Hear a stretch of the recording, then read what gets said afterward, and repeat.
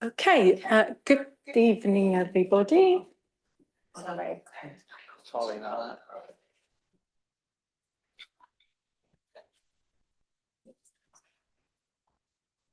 You're muted.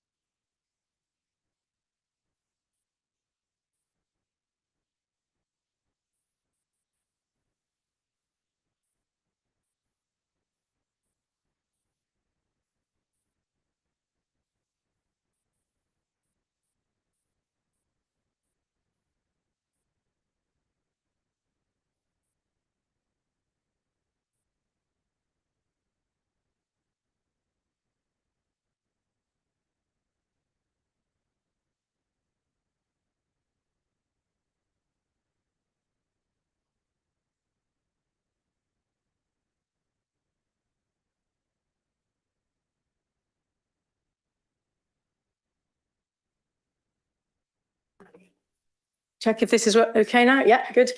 And then we have speakers. We have 5 minutes for speakers against an item, then 5 minutes for speakers for an item. Then we move into questions from councillors and then debate by councillors. And then we vote on it. So that's the way the meeting runs. Right, we start with apologies. And I'm aware of 3. We have Councillor Koresh, who's being substituted by Councillor Tino. We have Councillor Rawle, who's being substituted by Councillor Powell. We have Councillor Taylor, who's being substituted by Councillor Fry. Moving on to declarations of interest. Do I have any declarations of interest?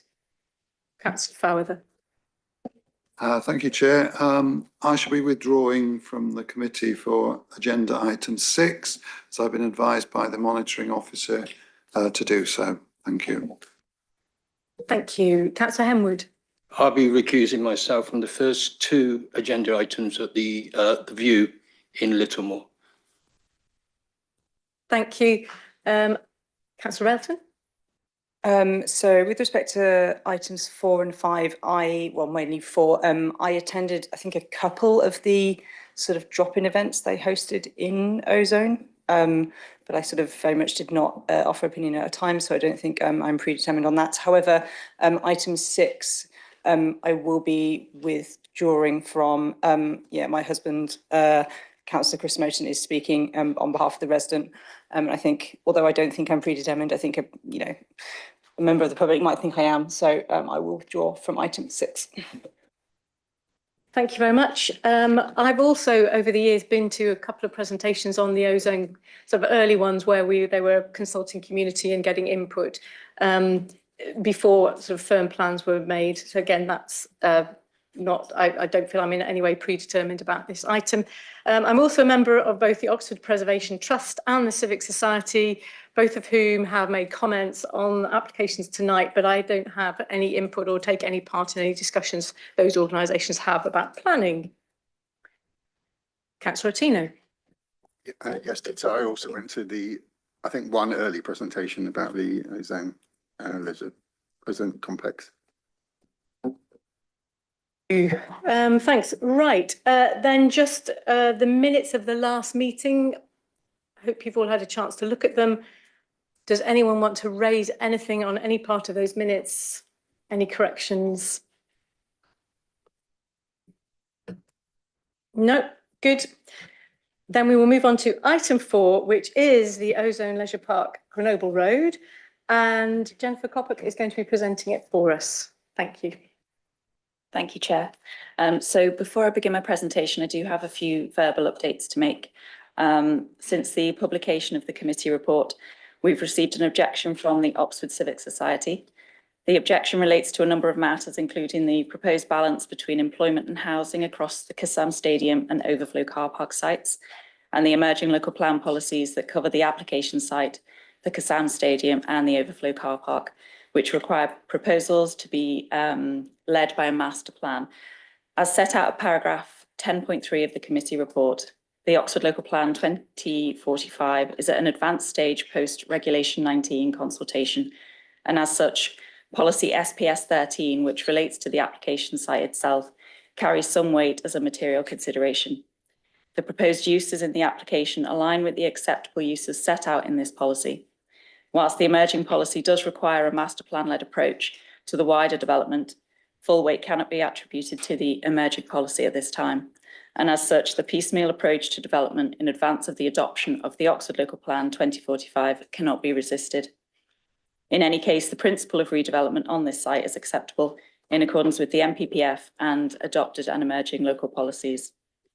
The Oxford Civic Society also raises concern in relation to a number of proposed parking spaces on site and that they may preclude future housing development on the Kassam Stadium site. As set out throughout the committee report, the 520 parking spaces that sit outside the red line boundary but would be controlled through the Section 106 legal agreement would be reduced down to 347 while the Cowley branch line is operational. When the Cowley branch line is operational. The condition car park management plan would stipulate that the car mode share would be no more than 33% on day one, reducing down to 20% once the Cowley branch line is operational. Further, and to address these concerns more formally, an additional clause within the Section 106 would secure an agreement with the landowners to reduce the number of parking spaces as necessary to allow the comprehensive development of these sites, including residential use. This was always the intention of the landowners, but inclusion within the Section 106 would provide comfort in this respect. Oxford Civic Society considered the proposed heights excessive for Oxford, as set out throughout paragraphs 10.29 and 10.50 of the committee report. It's considered by officers that the proposed reduced heights, massing and enhanced articulation help the development better relate to their immediate context. Whilst it's recognised that the proposed heights are significant, the proposal does retain an area of lower height around Mintry Farmhouse and steps down in height towards Grenoble Road. The proposal has been robustly tested in local and long distance verified views, and officers are comfortable that the development would not materially harm residential or visual amenity. With regards to the impact on heritage assets, it's been assessed by heritage officers that there would be no harm to the setting of the Central Conservation Area or the Littlemore Conservation Area. And with regards to the setting of Mintry Farmhouse, a low to moderate level of less than substantial harm would be caused. This harm would be outweighed by heritage and public benefits coming forward as part of the proposal that I'll set out in more detail later on in my presentation. The Civic Society raised concern about the impact on residents at Mintry Farm Cottages due to the proposed height of Building A. As set out at paragraph 10.69 of the committee report, Block A would sit approximately 73 metres from the front boundaries of these dwellings, with existing vegetation located between the dwellings and the overflow car park that does not form part of the application site. Given the significant distances between the proposed development and surrounding residential development, it's considered that the buildings would not compromise neighbouring privacy, nor would the proposal have an unacceptably overbearing impact on neighbours. The updated daylight and sunlight assessment concludes that the daylight and sunlight received at the neighbouring residential properties would exceed BRE guidance, including during the winter months. In terms of overshadowing, the nearest residential gardens would remain virtually unaffected and would continue to maintain a minimum of 2 hours of sunlight for the vast majority of their surface area, as required by BRE guidelines. It's also been demonstrated that the solar panels at numbers 1, 2 and 4 Mintry Farm Cottages would not be overshadowed by the proposed development. The assessment on the solar panels was tested against the previous taller scheme and concluded that the neighbouring solar panels at number 4 would maintain an annual probable sunlight hour level within 95 to 97% of their existing levels with the proposals in place. And the solar panels at numbers 1 and 2 would retain 90% of their former values. So on this basis, such limited effects on sunlight availability are not considered to be material under BRE guidelines. Oxford Civic Society has urged the local planning authority to impose a Section 106 clause in relation to the commitments being made about the restoration and reuse of Mintry Farmhouse. As set out in detail throughout the committee report, this would be secured by a detailed and phased clause within the Section 106. It's considered by officers that the concerns raised by the Oxford Civic Society have been suitably addressed within the committee report and through the suggested conditions and Section 106 obligations. On the 9th of July, a letter of support was received from Oxford Science Enterprises, highlighting the importance of economic growth with a focus on innovation, research and development within the Oxford-Cambridge Growth Corridor. I also have a brief update on our correspondence with the Environment Agency in relation to their objection to the encroachment of the 10-metre buffer from the Littlemore Brook. Officers met with the EA yesterday to discuss a way forward, and it's been agreed that their objection can be overcome through amendments to the landscaping scheme. Discussions are ongoing with officers, the applicant team and the EA, but we are confident that a way forward will result in the EA's objection being lifted prior to the determination of the application. An error has been made within the committee report. At paragraph 10.22, it should state that 511 jobs would be created during the construction phase and 1,703 jobs would be created during the operational phase. It currently reads that both of these figures relate to the construction phase due to an omission of wording. Now, onto the presentation. The application seeks full planning permission for a phased development that comprises the demolition of existing buildings on site, except for Grade 2 Star Minchery Farmhouse and the hotel that would remain as existing. An erection of 4 building blocks accommodating a range of uses on the ground floor, including retail, food and beverage and community uses. The upper floors would accommodate containment level 2 laboratories for life science research and development purposes, with associated offices and write-up spaces. Block E would re-provide a cinema use and bowling facilities, and the renovation and reuse of the Grade 2 Star listed Minchery Farmhouse would be secured by the Section 106 legal agreement. So these are site photos showing you the access from Grenoble Road that would remain unaltered as part of the proposals. You can just see in the distance here Minchery Farmhouse, where my cursor is, and the hotel there that would be retained on site. And this is Hollywood Bowl. This is the Hollywood Bowl and View Cinema in relation to the access road. And this is the northern portion of the existing buildings. And this here is the Littlemore Brook. And just if you carry on down this road, you get to the overflow car park. This is Minchery Farmhouse in relation to the hotel. And this is how the farmhouse is viewed currently from Grenoble Road. It's been boarded up to protect the building from vandalism. This is the Kassam Stadium in relation to the car park. Sorry, Chair, we've lost the, I think it probably doesn't, Is that suggested Well, on that's the you, start? when you said the site looks. Oh, there we go. Thank you. And here you can get glimpse views of Minchery Farm cottages beyond the overflow car park. And this is the frontages of Minchery Farm cottages with the vegetation. Well, I do appreciate this was taken in the spring, so in the winter, the trees are deciduous and you wouldn't have that leaf cover. So blocks A to D are here, A, B, C, D, and this is block E with the Minchery Farmhouse here. So blocks A to D would range in height from 28 metres to 41 metres over 5, 6 and 7 stories, plus rooftop or roof-mounted mechanical plant. These blocks would provide a floor space of 59,231 square metres gross internal area within use class E. Block E would measure approximately 12 metres in height and would provide a floor space of 2,363 square metres gross internal area. Minchery Farmhouse with a floor area of 480 square metres would be renovated and brought back into use as a public house or a suitable alternative use and fundamentally removed from the heritage buildings at risk register. A comprehensive landscape scheme with pedestrian and cycle connectivity also forms part of the proposal, and a transport hub, which you can see here, where my cursor is. I don't know if you can see my cursor. It's delayed there. So transport hub consisting of a new bus lay-by and cycle parking would be located just there, north of Grenoble Road. A substation would be provided at the Kassam Stadium site on land that falls within the Red Line boundary to serve the proposed development and future housing at the Kassam Stadium and overflow car park sites. Landscaping would surround the substation to soften its appearance and attenuate noise pollution. 1,838 car parking spaces currently serve the Kassam Stadium and surrounding leisure facilities.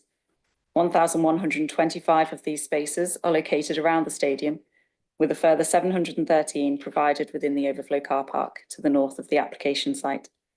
A total of 520 parking spaces would be provided to serve the proposed uses on the existing car park adjacent to the Kassam Stadium and immediately east of the application site. Whilst the parking spaces do not sit within the application boundary due to the complex land deal between the applicant and landowner, the parking spaces would be secured by Section 106 legal agreement to be entered into by both the applicant and the landowner. The car park will be managed to ensure that there's no conflict between various users, and a car park management plan to be secured by condition would stipulate the number of spaces and areas available for both staff and visitors and confirm how parking would be allocated, monitored and enforced. The plan would also provide evidence on staff numbers and confirm that spaces would be available for no more than 33% of staff prior to the Cowley branch line being operational. 722 cycle parking spaces are currently proposed as part of the proposal. A further 174 would be secured by condition. The proposal would be phased over a period of 7 years and would be secured by condition. Phase 1 includes works to blocks A and E, the cinema and bowling building, the restoration of Mintry Farmhouse and partial landscaping. 144 parking spaces would be provided at this phase. Phase 2 includes Block B and landscaping associated with Mintry Farmhouse and along Grenoble Road. 290 car parking spaces would be provided. Phase 3 includes Blocks C and D and partial landscaping, and the remaining parking spaces will be provided, which totals 520 spaces. Phase 4 is when the entire site and Mintry Farmhouse would be capable of being fully operational and landscaping would be completed. The ground floor across buildings A to D would include retail, food and beverage, affordable workspaces and community uses. The development is speculative with no end user confirmed at this time, and therefore the floor plans are flexible. Details of specific uses and layouts would be secured within a ground floor strategy plan forming part of the Section 106 legal agreement. Block E would accommodate a cinema and bowling facilities within the design and access statement and included at paragraph 10.13 of the committee report. Indicative floor plan options have been provided at this stage, as operators will not discuss potential lease agreements until planning permission is granted, but the options do demonstrate that between 5 and 6 screens and up to 6 bowling alleys could be accommodated. The upper floors would accommodate laboratories for life science, research and development with associated offices and write-up spaces. Again, the floor plans are not detailed at this stage. As you're aware, the scheme has been amended since its original submission in June 2025, following officer and ODRP feedback in relation to height, scale and mass of the proposals. Block A has been reduced in height by 7 metres, with the chamfering of the northwest corner. Block B has been reduced in height by 3 metres, with the plant setback further from the southern elevation. Block C has been reduced in height by 3 metres due to revisions to the plant screen and levels 5 and 6 set back to create a step profile to the building. And Block D has been reduced in height by 12 metres. The red line on this plan just shows you the original heights. As set out at the start of my presentation, it's considered that the amendments made have addressed officer concerns and has ensured that the proposal responds appropriately to site context and that neighbouring amenity is protected. And that's a cross-section there, just shows you the buildings on Mintry Farm cottages and the building A there. And this is a slide that highlights the sunlight exposure of the PV solar panels on Mintry Farm cottages, and just that there would be no material change from the existing to when the development is in place. The substation elevations have been designed to soften the massing and reduce the perceived bulk of the structure. Soft landscaping would surround the enclosure to soften its appearance and attenuate noise pollution. Following the amendments made, it's considered that Block A now does better respond to its lane and residential context. And you can just see there where the arrow is, that is where plot 27 of the Oxford Science Park is. So it's sort of more appropriate for the context once that building's in place. The 2-storey reduction in height of Block D, which is the nearest R&D block to the listed building, has been particularly important in reducing the level of distraction from the ability to appreciate Mintry Farmhouse when compared to the original proposal. There's now a clear stepping down in height towards the listed building. Nevertheless, there are currently views in which clear sky is visible over the ridge of the listed building's roof, and this would be lost as a result of the development. The plan form of Block E, to the east, which is the timber-clad building here, has been tapered to help retain views of the listed building's east elevation from Grenoble Road. However, the new buildings, including Block E, would still limit views of the listed building from within the site and from the adjoining Kassam Stadium site, limiting opportunities to appreciate the historic and architectural special interest of the listed building. This includes the loss of important views from the northeast, in which there currently remains the ability to see a tree line over the ridge of the listed building's roof. Whilst the revised scheme is a clear improvement, officers consider that the proposal would still cause a low to moderate level of less than substantial harm to the significance of the Grade 2 star listed farmhouse as a result of the change to its setting. When considering the planning balance of public benefits against less than substantial harm to designated heritage assets, MPPF paragraph 213 states that there should be clear and convincing justification for the harm, whilst paragraph 214 weighs the harm against public benefits, including the optimum viable use. Officers, as well as Historic England, recognise that the redevelopment of this site presents possibly the best and final opportunity to enhance Mintry Farmhouse and secure the restoration and future viability of this Grade 2 star listed building. It's considered that sufficient evidence has been provided to justify the low to moderate level of less than substantial harm caused. The public benefits associated with the scheme include the restoration and reuse of Mintry Farmhouse, the generation of jobs and a commitment that 20% of employees during the construction and operational phases would live in Oxfordshire, the provision of ground floor community spaces and a STEM outreach programme, the provision of a modern multi-use community leisure building alongside publicly accessible active ground floor uses such as cafes, retail, wellness and cultural spaces, an enhanced public realm for the general public to enjoy, and a new transport hub that would improve connectivity between South Oxford and the city centre. Taking these benefits into account, and whilst giving great weight to the conservation of Mintry Farmhouse, it is considered that the low to moderate level of less than substantial harm is outweighed. With regards to BNG, it's been calculated that the proposed development would lead to a net gain of 23% in habitat units on site through the planting of 123 trees, the creation of woodland and provision of ground-based planters. The development would lead to a net gain of 73% in hedgerow units on site through the planting of 155 metres of hedgerow. In order to meet the net gain target for watercourse units, 0.2 off-site units are required and will be purchased through an off-site habitat bank or broker. As set out within my verbal update, through ongoing discussions with the EA, officers are confident that their biodiversity-related objection can be removed through amendments to the landscape scheme. The proposal would provide a net gain in canopy cover of 28% after 25 years of the development. This is compared to 14% in a no development scenario. So in conclusion, it's considered that the proposed development would respond appropriately to the site context and the local plan policies as a whole. It's recommended that Planning Committee approve the application subject to the Section 106 legal agreement, the resolution of the outstanding objection made by the EA, the finalisation of financial contributions and the finalisation of conditions. Thank you. Thank you very much indeed, Jennifer. Right, so we're now going to move on to the speakers. We have one speaker against, Sally Coble, if you'd like to come up to the table. Thank you. Thanks. I will time you for the 5 minutes. I'll let you know when there's 1 minute to go. And if you'd like, do please use the microphone, particularly for the huge audience we have online. Yeah, you might Yes. Right.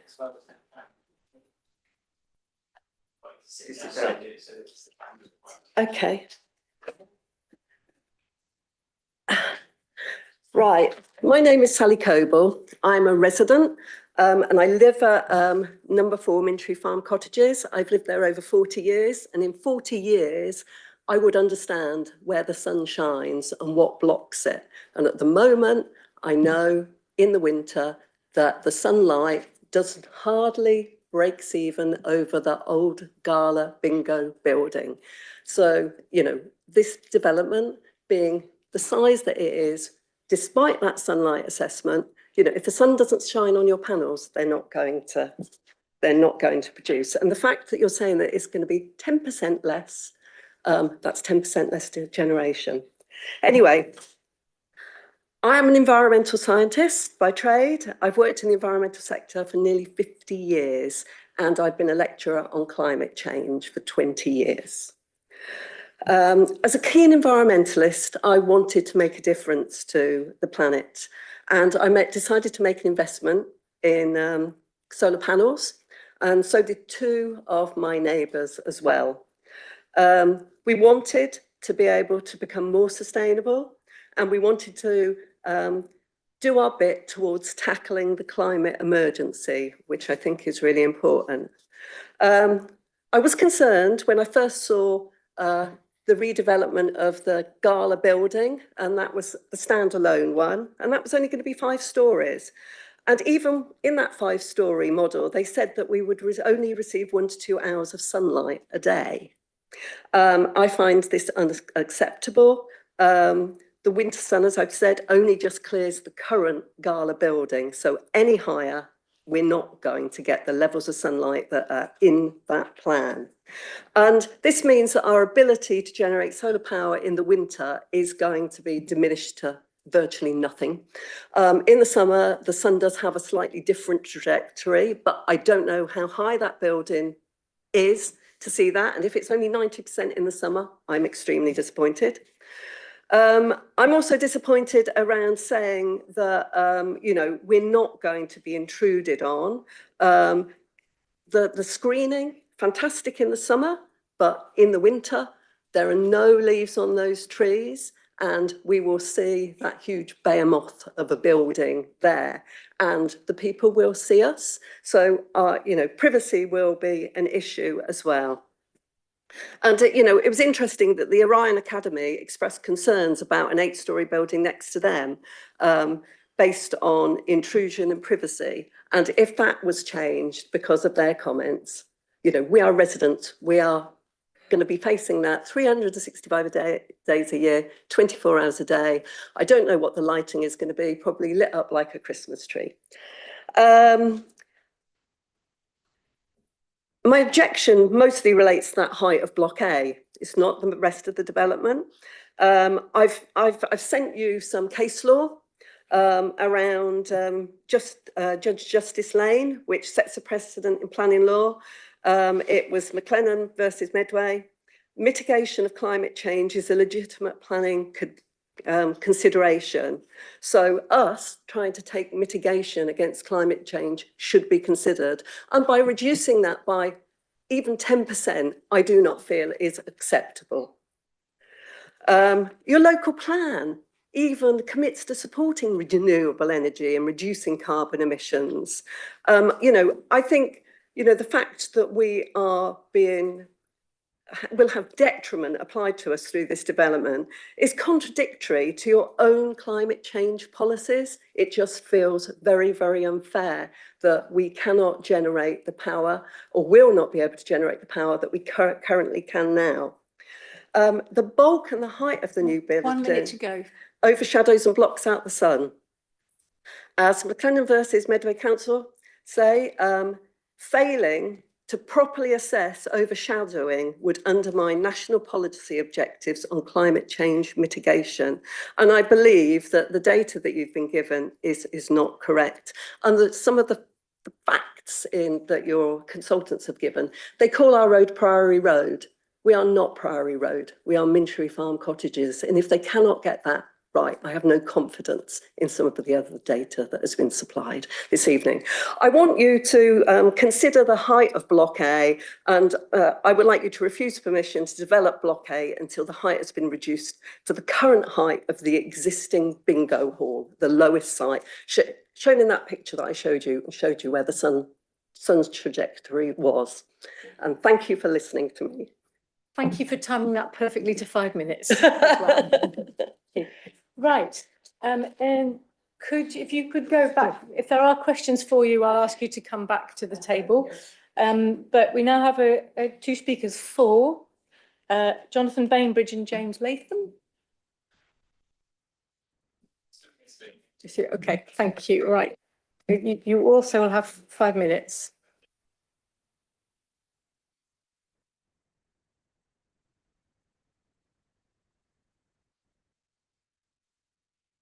Thank you, Chair, and members of the committee for allowing me to speak in support of this application. I would like to thank the Council's planning officers for their constructive engagement throughout the process. They have challenged our ideas and worked with us positively to help develop a stronger scheme. Like any applicant, I approached the officers' report with a healthy degree of scrutiny, looking carefully for any issues. What I found was a thorough, balanced assessment that considers the relevant planning matters, applies policy appropriately, and reaches what we believe is a robust and well-reasoned recommendation to approve. People care deeply about this site, and we have welcomed the passionate discussion from local communities.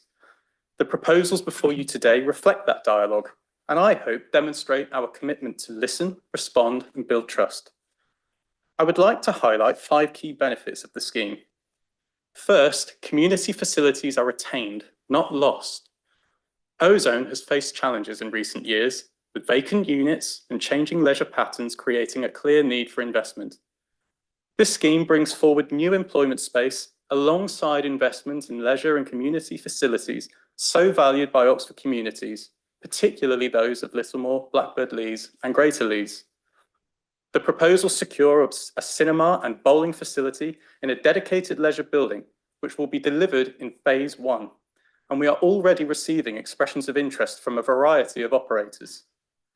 Ground floor community spaces, affordable workspace, restaurants and cafe uses will all be provided and secured through the Section 106 agreement. Scientists also want places that they can go bowling, watch a film, meet friends and enjoy a meal out. That is why this scheme works. It seeks to connect, and in doing so, create a stronger, more sustainable destination that can remain viable for the long term. Second, Minchery Farmhouse is restored. We heard from residents about their memories of the Priory pub, Sunday lunches, Friday night discos, and a genuine wish to see this important building brought back to life. The listed building consent application before you today provides a real opportunity to restore this Grade 2 star listed building. As Historic England has recognised, this may be the last realistic opportunity to secure its long-term future. We are committed to bringing this much-loved building back to life as a pub, reopening it in phase 1, so that drinks can be served once again as soon as possible. Third, sustainability and landscaping are major strengths of this scheme. We will transform a largely grey site into a greener and more sustainable place, creating 3.2 acres of new public open space, which is almost 2 football pitches, and planting 231 new trees, significantly exceeding planning requirements, with over a 23% gain in on-site biodiversity. Fourth, this is a scheme that actively invests in the infrastructure needed to support more sustainable travel choices. The key commitments are clear.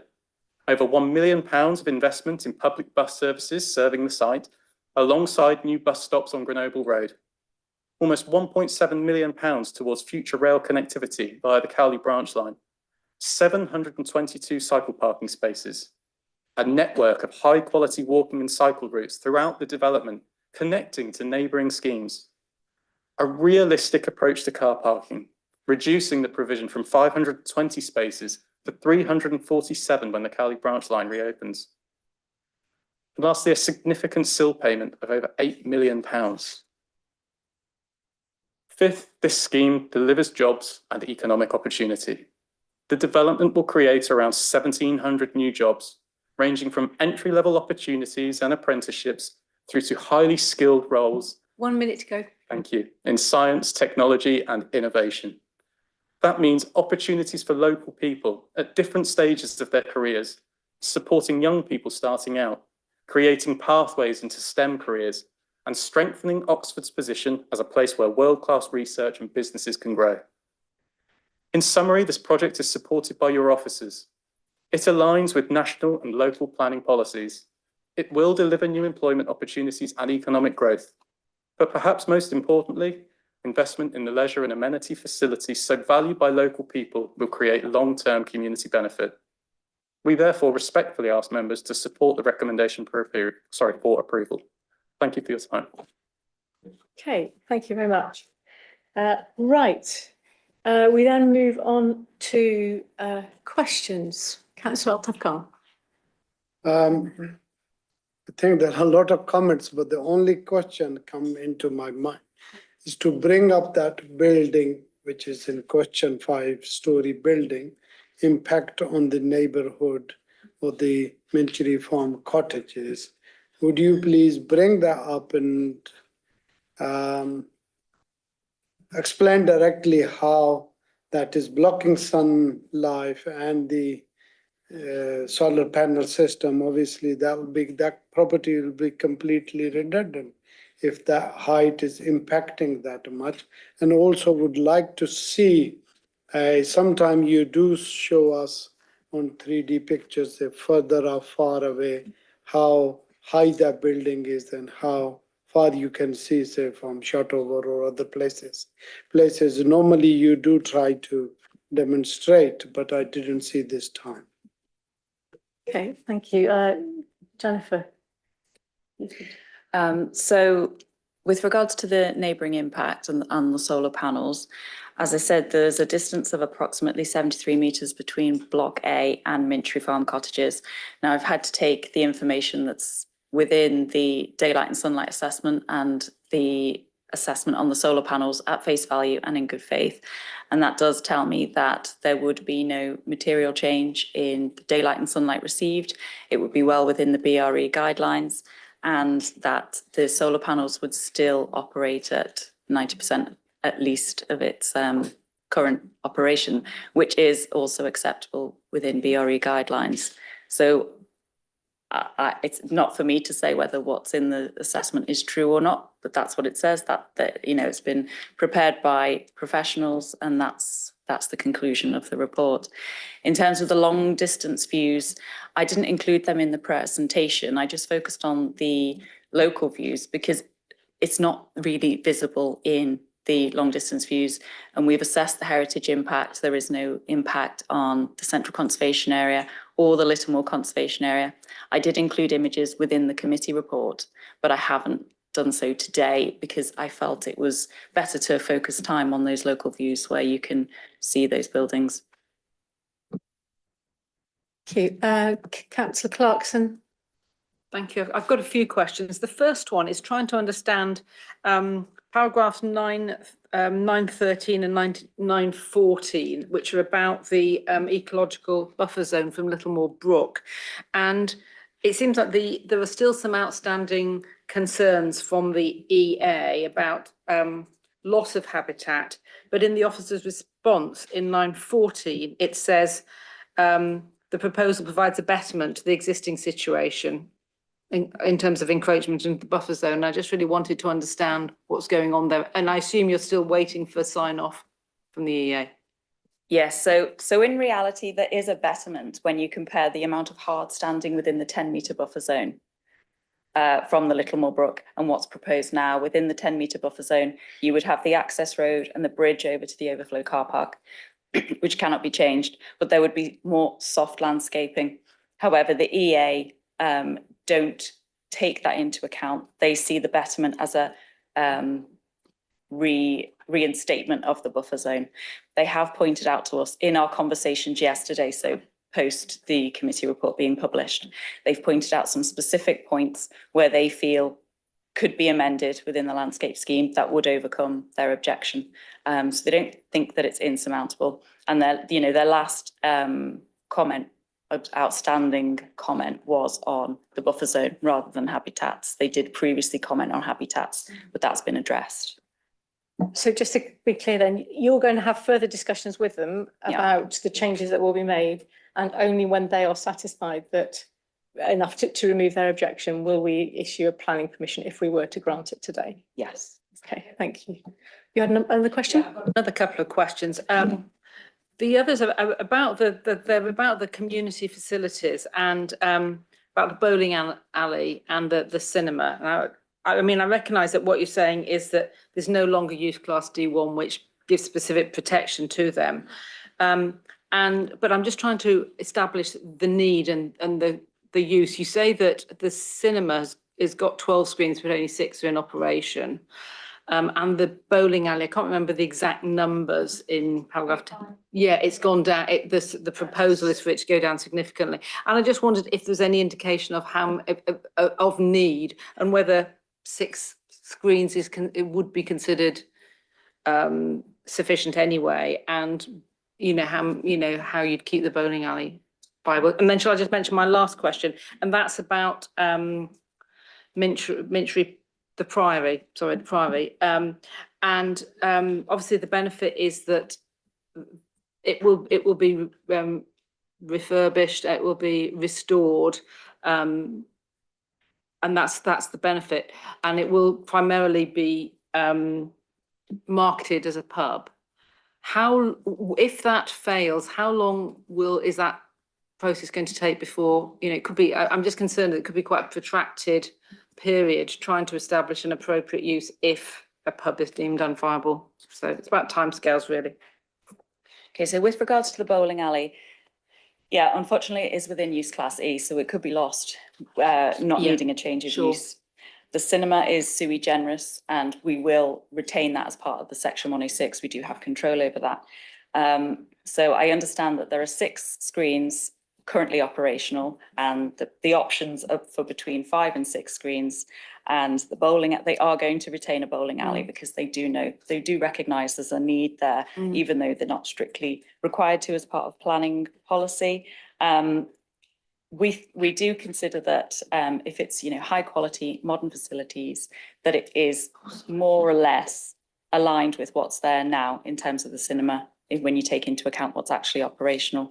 And the bowling alley, there is a vast reduction. So it's 24 at the moment and it would be up to 6 bowling lanes. But again, it's not something we can control, unfortunately.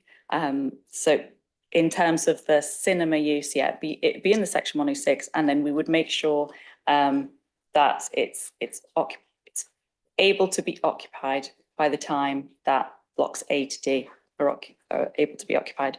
With regards to the Priory, yes, the intention is to bring it back into use as a pub, but we've recognised within the feasibility assessment that's been submitted as part of the listed building consent that it may be that to reuse the building as a pub that would function properly, they may need to do extension works that might not be acceptable to the listed building. We would therefore, in the section 106, set out alternative uses that would be acceptable, something that does give back to the community, with the pub being the number 1 priority.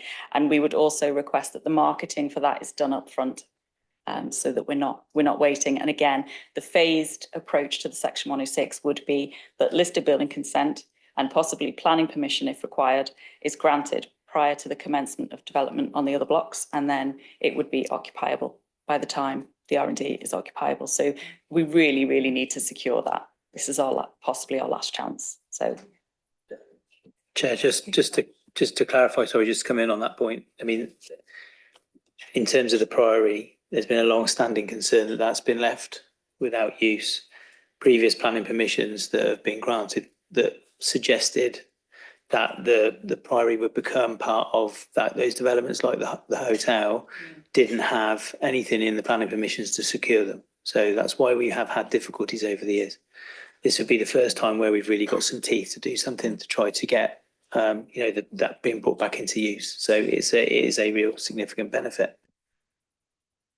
Thanks. Councillor Fairweather.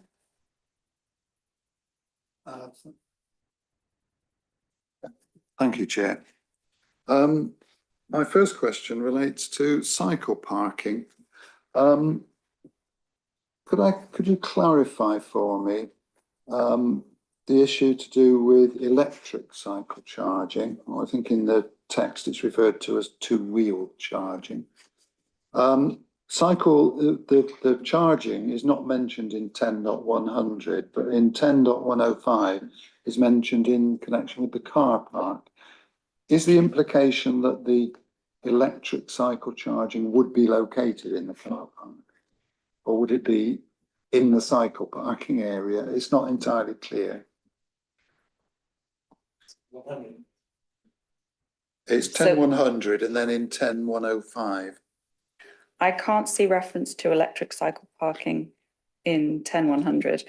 I know that. There isn't any mention of it there. No. But then it talks about two-wheel recharging in 10.105.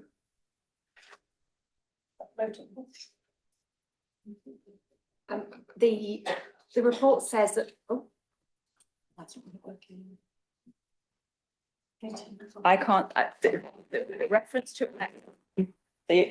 electrical vehicle charging is to do with cars. There is, and it says it will be secured by conditions. So there's none shown on plans at the moment for the two-wheeled cycles, but that will be covered by one of the conditions.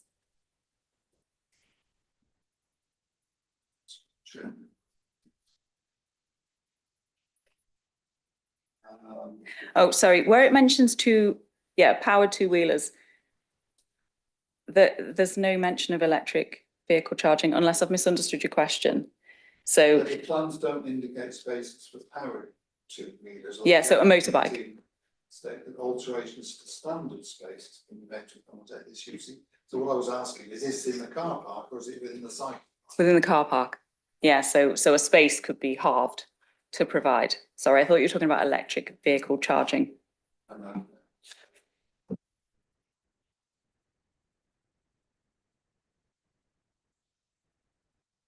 That does lead me on to the next question I have to do with electric vehicle charging, which is, has the substation been sized? This may be the applicant. Has the substation been sized to accommodate 100% EV charging?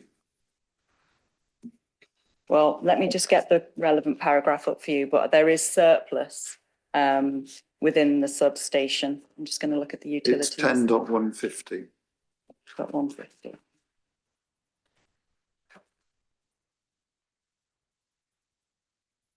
Yes, so let me just read the sentence. The residual capacity is proposed for future development on site for approximately 800 residential units. The minimum number of homes required as part of the Casam Stadium site allocation is 150. This would increase to 290 in the Medway Local Plan. So I imagine that there is sufficient energy there to power electric charging vehicles if there is capacity to serve 800 residential units, which is in excess of what's actually necessary as part of the site allocation, but the applicants may be able to confirm that. Chair, I just question the reason for asking the applicants really, because there's a condition on here that talks about the need to provide electric, that there'll be a condition seeking EV charging in the car park. Clearly, they are going to need to have electric to use them. So in terms of how the substation is sized, I mean, that was obviously something they would have to take into consideration, but it's not really, I would suggest, a material consideration for us here now about how they go about powering those EV charging spaces. Well, the reason I queried it was because it talks about ductwork being provided, which is fine, but there wasn't any mention of provision of supply. It bearing in mind that they've talked about provision of supply via a new substation. That would seem to answer your question.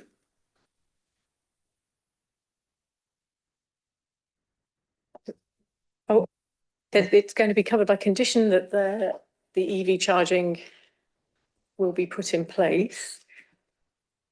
And I could, yeah, I mean, I guess we don't normally check whether they've sorted out that they've got enough electricity. We just assume that they will do. Okay. I mean, you can ask the chair, they might be able to satisfy the councillor on that. Yes, well, was it James? No, if you do have the answer to that question at your fingertips.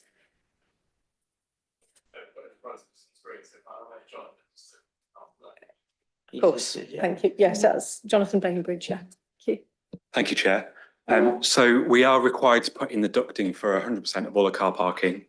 But as I understand it, the condition requires 25% of the total provision on day one, with the opportunity to use that ducting should demand increase.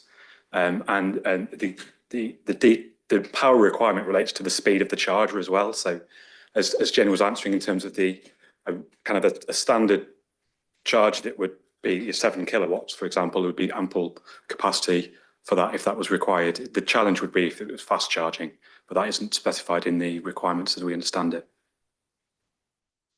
Okay, thank you. My next question is related to 10.154, where it talks about the Cowley branch, the reduction in car parking when the Cowley branch line has 2 trains per hour. Now, this came up at a previous application and the condition was altered to a much tighter form of words, because 2 trains an hour is 24 trains a day. Now, the likelihood is that those trains would not run all through the night, and therefore 2 trains per hour would never be achieved. So there was a form of words which the planning officers came up with for a previous application. For the purposes of the committee report, I never intend to set out the full wording of the clause for everyone's interests. I don't think you would want to read the full length of a Section 106 agreement. We do have the standard wording that we do insert into each Section 106 now that relates to Cowley branch line. So it's, you know, in terms of peak hours, weekdays, peak hours. And my final question is to do with the securing of the use of the ground floor of the buildings. If the applicant does not find that the ground floor is used for the purposes outlined in the planning application, would they have to come back with a new planning application to change the use of that space? Thank you. So it's not actually a change of use. So they would still sit within use class E. However, we want to ensure by Section 106 legal agreement and in consultation with our economic development team, who are very in tune with what the local community want and need, the exact uses of that ground floor. As I say, the reason for implementing that and securing that is to make sure that the whole scheme isn't taken up with R&D, but it would still be within use class E. They are legally required to comply with that clause. They could seek to vary the Section 106, but it's not something that we would take lightly, because we really do need, for the vitality and the viability of the cinema and the bowling, it needs those additional facilities at ground floor level. Thank you. Okay, so actually just on that then, so if they sought to vary the Section 106, that would come to you as officers. Would we get a chance to look at that as a planning committee? Well, normally that would be dealt with under delegated powers. So not unless at the moment under the current constitution there was a call in. No, you wouldn't. It would be dealt with under delegated powers, that type of application, given the scale. Okay. Right, okay, but you're very aware of our, I guess, well, the community's feeling about that. Yeah. Something to think about. Okay, thank you. Councillor Davis. Thank you. So yeah, I had a few questions as well. Firstly, when it says a cascade of suitable alternatives will be found for the farmhouse, I just wanted to know what these could potentially be, or what they're being imagined to be. So that's still, sorry, could you turn your microphone on? That's still up for discussion with the applicant team, the officers and the legal team, but we are considering something that's of value to the community. So some sort of community centre maybe, something to give back. It certainly wouldn't be an employment related use. And the priority would be for a pub, and that is what the applicants want to do. It just depends on the feasibility of that. But yes, sorry, to be confirmed as part of our discussions. And is that use for the community guaranteed in the section 106? So it would be, yeah, we'd have that cascade of appropriate uses. And then on the bowling alley, has there been any consideration to the potentially reduced financial viability of a smaller bowling facility? I'm sorry, that I would have to direct that towards the applicant team. But what exactly do you mean, sorry? I think sort of as Councillor Clarkson touched on slightly is obviously it's a significantly reduced venue from a quarter of the lanes, which is going to affect the profitability of any operator. So has there been any, in the same way that the pub has had a, I can't remember what it's called, like a business assessment, has that happened for the bowling alley essentially? Yeah, Chair, just to come in, I mean, it probably would be worth asking the applicant to give some additional commentary on that. They kind of alluded to that in their address to committee, that there have been some interest in suppliers, I think. So if we would want to direct that to them. Would you mind if you have made any considerations of what a smaller bowling alley? While they're coming up, I would just say the report does set out the difficulty with respect to the bowling alley element of the community use. So just bear that in mind. And if you could just give us just on that point, just limited to what the question is, please, that'd be great. Yeah, thank you. So we engaged a leisure consultant throughout the process, as indeed through the public consultation process as well, when we were considering this sort of cascade of uses across the site. And what we've done in our feasibility studies is engage said consultant to talk to the notional market about the schemes or spaces that we would ultimately like to bring forward if we were successful getting a sort of resolution to grant and onward getting planning permission, and then test those with operators that are in the market today. And a number of them have put their hand up so as to say, if you are successful getting planning, then we'd like to put forward a more formal expression of interest and come and talk to you on that basis. We genuinely wanted our feasibility study to be something which reflects what operators in the market would like to take on. Thank you, that's helpful. I mean, just to say anecdotally, there are other facilities in the county that have got, there's one at the Banbury, you've got the kind of light, which has got multi kind of use of leisure facilities within it that are on a much smaller scale than maybe the bowling alley that you've got at the moment at the Casam. So, you know, there are those types of facilities that operate. Is that your last question? No. A few more, sorry.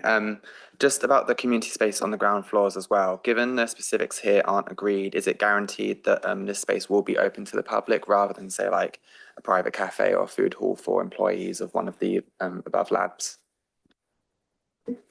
Yes, so again, we'd have that ground floor strategy, and we would also secure a community use agreement. It's got a different name now, Community Enterprise Hub schedule, which is the same thing. You know, we want details of how it's kitted out, when it's going to be available, what rent they would be charging to various community outlets, if that's the case. And again, it would be discussed in detail with the economic development team prior to commencement of development. And then just on the badges that were mentioned in some of the objections, I just wanted to ask what work particularly had gone into investigating the presence of badges on the site so far, and if any were found on the reviews a month before, what would this badger mitigation strategy entail?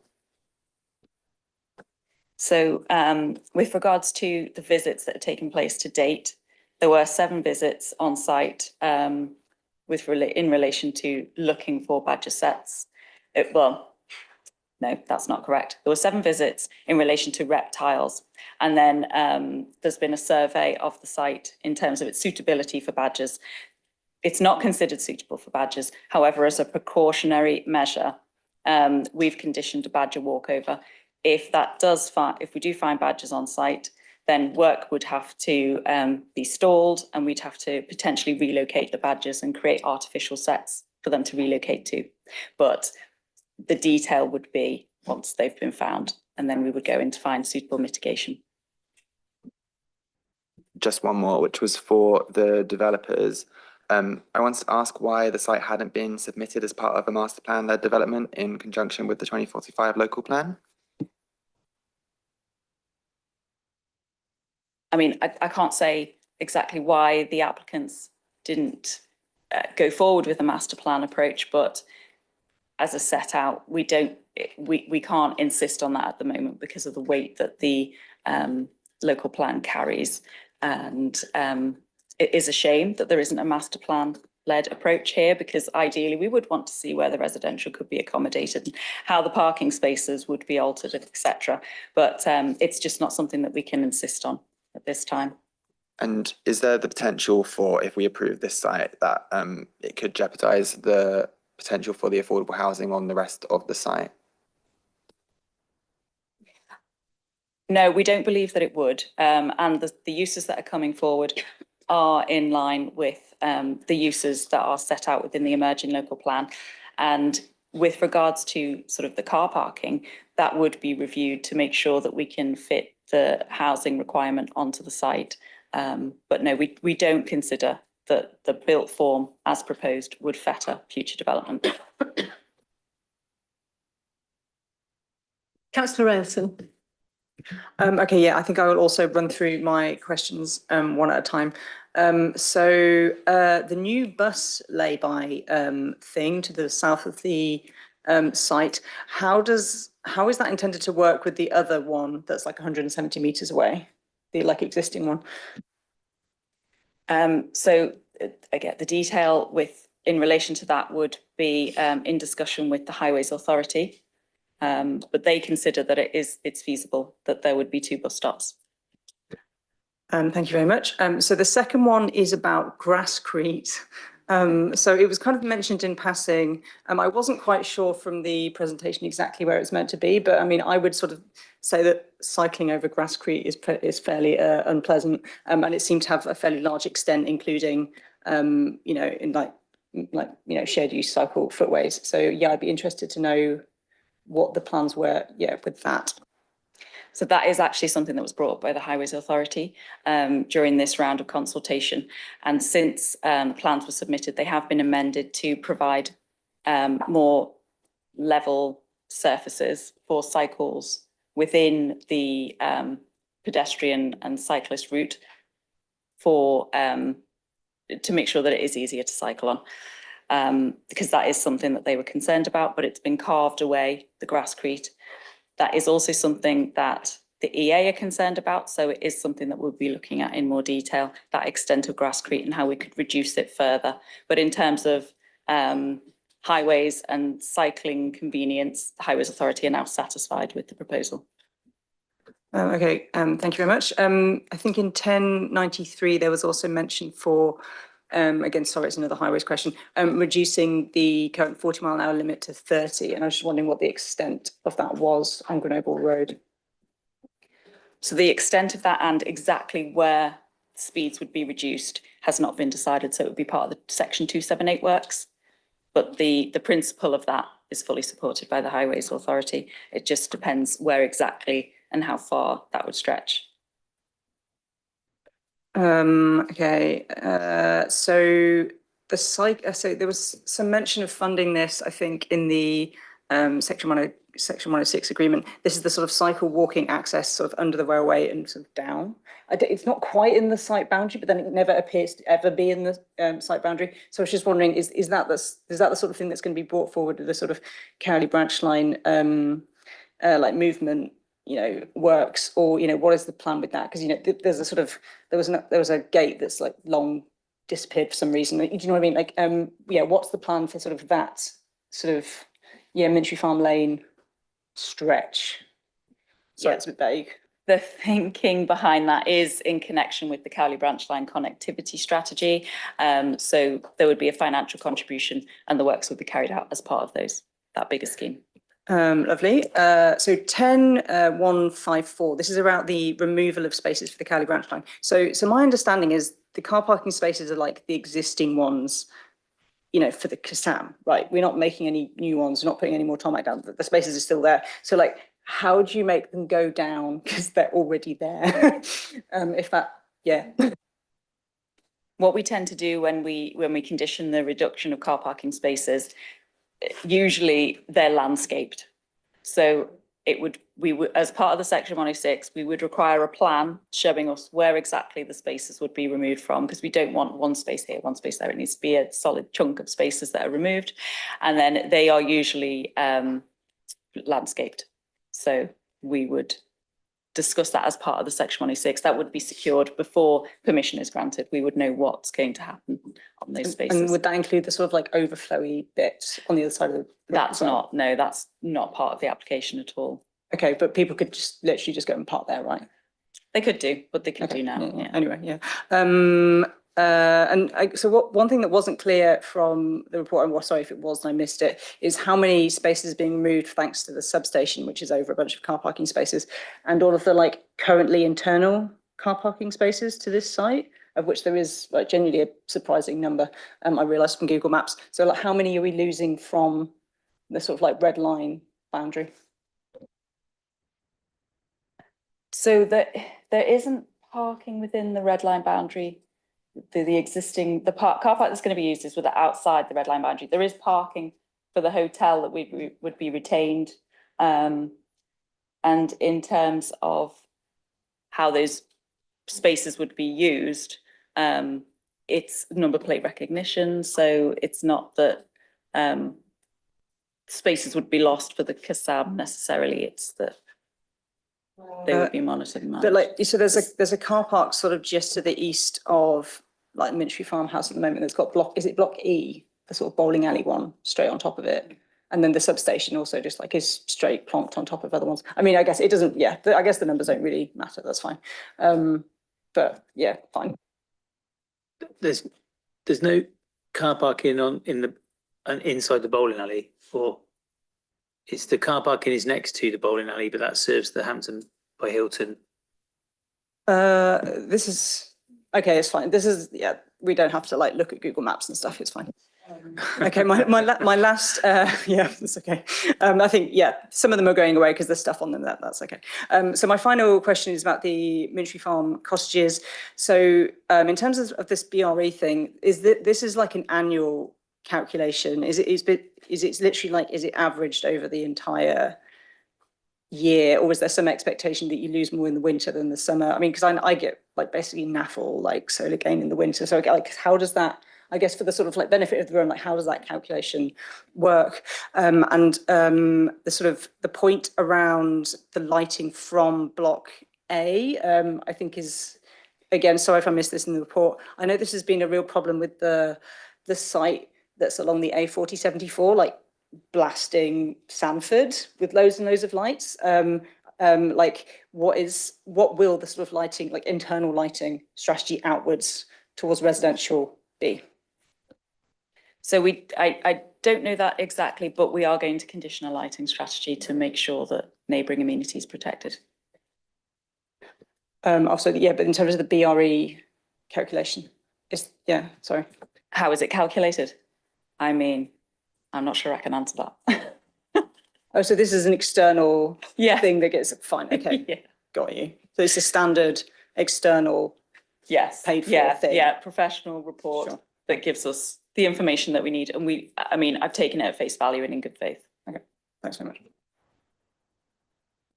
Okay, so yeah, just coming back to the lighting strategy, because obviously that is something that the Military Farm cottages are very worried about. That I presume we are going to condition it. I presume that condition will be that it is not to be lit up like a Christmas tree at night, and it will be sympathetically done things. What would the standard kind of things be in that? So we would look at low lux levels. Usually these lab buildings have automated blinds, because they're not typically working 9 to 5, but we would make sure that any internal lighting would be shielded from the neighbours. Okay, good. Speaking as a scientist myself, yes, normal working hours are not 9 till 5, so they may well be there late nights. Yep.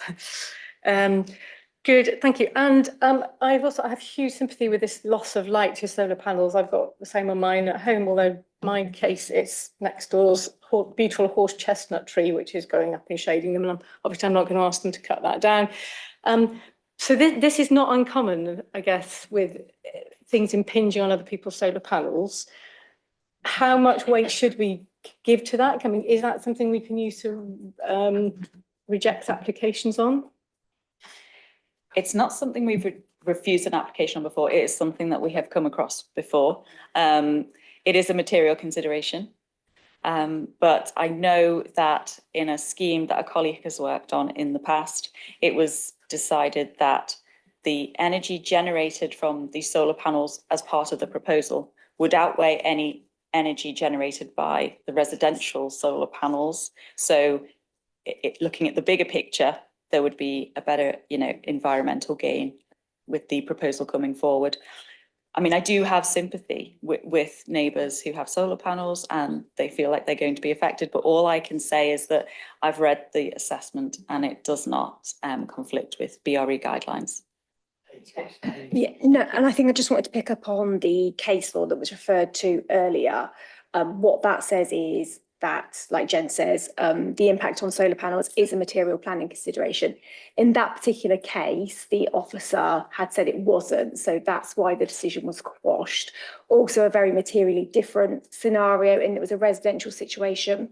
The solar panels were side facing. There was basically a driveway between the house affected and the house that was due to be extended. So obviously, in this case, we've got very specific justification put forward and evidence, if you like, with the distances involved, with the plan that Jen showed that had the yellow shading on. There is no impact, and obviously we have done the correct thing and considered it as a material planning consideration, and there is no justification to refuse it on those grounds. Thank you very much. Then my last question, just a quick one to again to reassure me, the affordable workspace that is mentioned, that is in perpetuity, or is that something that and will be secured by Section 106? Is that included in that? Yeah. Yes. Great, thank you. Oh, Councillor Davis. Yeah, I just had one more sort of building on this discussion. I wanted to know what framework was used to judge overbearing and how close the building would have to be for it to be for this site for it to be considered overbearing, because 73 meters away seems significantly close to me. I've got buildings near my house that are 73 meters away and they feel like they sort of loom over you still. So I wanted to know more about the details on that. So overbearing is a combination of factors. So if we're talking about residential and privacy, we usually look for 20 meters separation distance in terms of privacy. And also I've taken into account the daylight and sunlight impacts, which appear acceptable in accordance with the assessment. And also the vegetation. I do appreciate that the trees are deciduous, so it does change throughout the year. But it's a culmination of all of those factors, and it's considered that overall there wouldn't be a material impact on neighbouring amenity. I think it's a matter of judgment as well, isn't it? As officers, obviously, Jen's taken that assessment, which I wholeheartedly agree with. And I think in our mind, 73 metres is significant. Chair, also just say the framework that for the decision-making process is set out in the report. So you can see what the officers led to that decision-making process. Thank you. Councillor Powell. Thank you. Yeah, it's just to pick up a process matter. Obviously, we had a discussion a little bit earlier around whether alterations to the community spaces would be delegated powers or whether they'd come back to committee. I just wanted to ask officers, would there be scope for us to mandate that they would come back to committee if there were to be those alterations, i.e. so they wouldn't have to be called in and we could make sure that that was the case? Good question. What's the answer? You can't mandate them because you can't change what's in the council's constitution. So that would be whatever's set out in the constitution at the time. We could probably ask them to let us know when it was coming in case we did want to Councillor Davis. Can we just have that as an informative? Is that possible? Informatives are possible. You can add that as an informative. I will say it's on the it would go on the weekly list, and you would see it in the same way you do any other planning application. So, but you can put it in as an informative. Thank you. So it wouldn't go on the list because it's a Section 106 change. No, we would, if it was seeking a change to Section 106, it would be, there's a form of application which we would publish on the weekly list. Okay, All right, okay, good. Okay, thanks. That's the bar. Thank you, Chair. I just had, I think probably maybe a couple of questions, but the first question around the community enterprise hub schedule. So my understanding of that, it's like sort of like listings provided for the community, maybe. I'm not quite sure how I understand what that means, schedule. So just clarification around that. And this might be, I don't know if this is a question for the officers or for the applicant or both, but in terms of community engagement and consultation and how much that's feeding into that community floor space and how much that will be taken into consideration. Is that something that someone would be able to comment on? And the reason why I bring it up is because in the report, I think, is it the Oxford Design Review? Yeah, talk about the fact that it's really important to engage with the local community, including the local schools. So it'd be really good to hear, like, what have the school asked for? What do they want? What have the residents asked for? There's going to be new housing as well. So is that being taken into consideration when we're thinking about this community space? Thank you. Yeah, absolutely. So the Community Enterprise Hub schedule has been standardised recently, and the Economic Development team would request various details about how the space is going to be fitted out, if there's any rent going to be charged, what are the opening hours, what's on offer. There has been public consultation as part of the planning application process. But again, in terms of what the community really want, we have a colleague in the economic development team who know the area. We have locality managers who would be part of this, these obligations that are a part of the Section 106 agreement, and not necessarily something that planning officers would take part in, but it's something that the applicant team will have to liaise with the economic development team on, and it's been done successfully, and they would do that as well for the community enterprise, not community enterprise, community employment and procurement plan. So we're very much aware that whatever comes forward has to meet the needs of the local community, because the removal of these facilities does affect them. Sorry, what else did you ask? I think that you probably have addressed it there, but maybe it's just that in the report, it's not like 100% clear to me that the community's needs will be addressed. You know, I think that's what it is. It's the wording and the commitment to that, because there's no end user in sight yet. You know, I know there's like discussions, but it's not clear. Yeah, I think what I would say is there's obviously limitations to the amount of information we can put in the report, and clearly the report is set out as a material sort of assessment of the application and how we would take that forward. I think I absolutely hear the concerns you're raising about how they bring forward that community use. I think what Jen's trying to say is we have got a whole suite of other parts of the council that are tapped into local communities that help in that kind of development of in that next stage of the process that we would secure through Section 106, that we could put the applicant in touch with to therefore develop that further. So, but we can't go into all that detail into the report. Thank you. That's really helpful to know that there's other people in the council that are working on that. And then just one follow up, and I don't really know if this is feasible or possible, but when we're thinking about yes, this big new space that's going to emerge, which is predominantly employment based, and these houses, residential houses that are going to be affected in this 10% loss. Has there ever been a case where, or can there ever be cases where the business can kind of like not mitigate, but like contribute towards, or mitigate against that loss for those local residences? Because as you say, there's going to be solar panels all over that, you know, the new buildings, and 10% to these houses is quite a lot, and it wouldn't be much to the business. And I'm wondering, are there ever agreements that have been made? Yeah, not that we're aware of, not that we've secured through previous planning applications, but I kind of understand the point about, you know, they're also generating their own solar potentially from their scheme. What can they do to kind of link into the network? Yeah, we don't really get involved in that side of it. That would be for a private matter for the developer to talk with the residents. But again, you know, they've heard what you've said. You know, maybe that discussion would go on, but I don't think that's something we could secure through the permission. Okay, any other questions? Yes, Councillor Tino. Yeah, a couple of things. So we haven't seen anything about that little thin red strips that go up to the substation from where these buildings are going to be, and then the strip that goes down to Guelder Road. Is that essentially going to look exactly the same? It's just going to be open tarmac that people can walk across. There'll be no fences. And currently that car park is like Flag Tipping Central, not maintained by the Casam. Have we got any assurances from this business that they are going to maintain those areas around the substation and those pathways? I mean, I think you also mentioned there's a strip of land between that pathway and Northfield Brook, which is a different landowner. Who is that landowner? And again, I'm sort of worried about access and maintenance of that.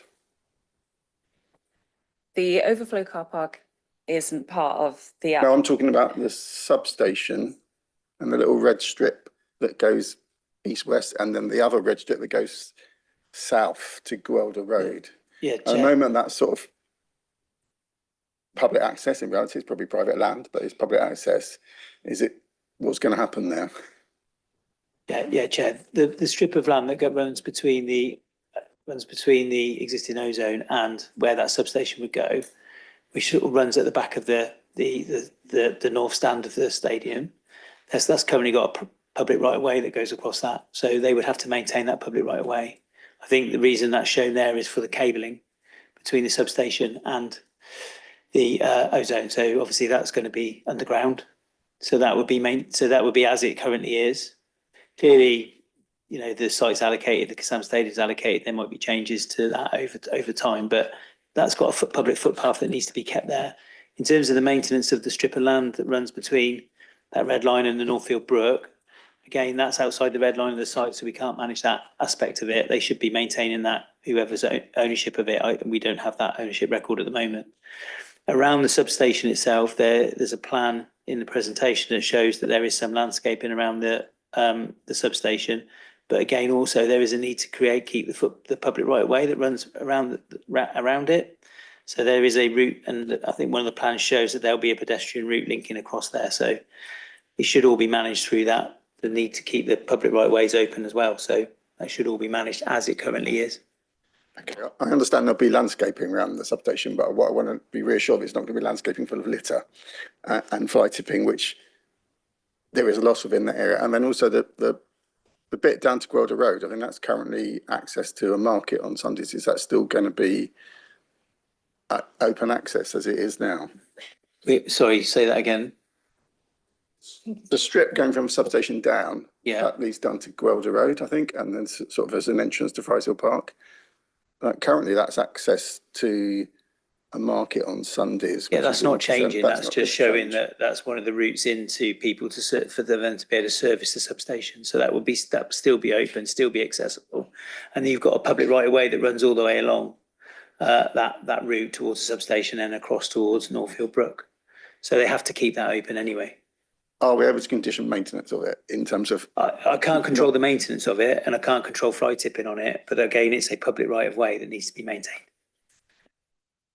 Okay, and then just another question. You mentioned in section 1099, B480 Cuddesdon Way, Oxford Road. Is the B480 is the Watlington Road, I guess, is it? And is Oxford Road the road that goes to Garsington? Yeah, it's a continuation of that. And you're saying that junction is going to be impacted by this development, and it's already at. Are you saying it's already at capacity? Yeah, there'll be no capacity. There is no capacity at the moment. There would be an impact as part of these proposals. There would be an impact. However, those impacts are mitigated by the financial contributions towards active travel improvements and the bus infrastructure. And do we know what those contributions are going to fund? Because yes, that's the road that desperately needs a great cycle track, and it's a road that's lost bus services over the last few years. It's in the report, I think, under the planning obligations. Yeah, so sustainable travel improvements would be the likes of improvements to cycle infrastructure, pedestrian infrastructure.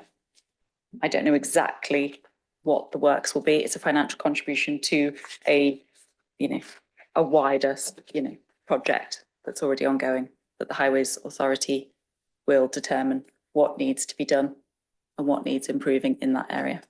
So will that happen separately to this development, or will it happen at the same time? It's part of the section 106. They have to deliver those improvements as part of the phased development scheme.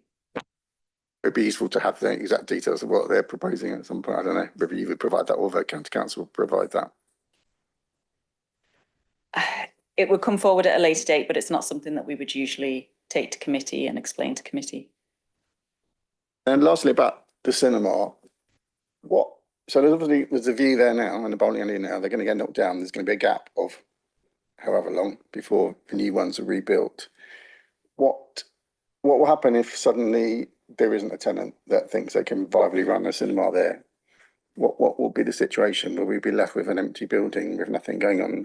I mean, at the initial presentation, part of their presentation was that they didn't think leisure was viable in the long term, but I'm glad to see they put leisure back in, but what reassurance have we got that there won't just be an empty cinema there?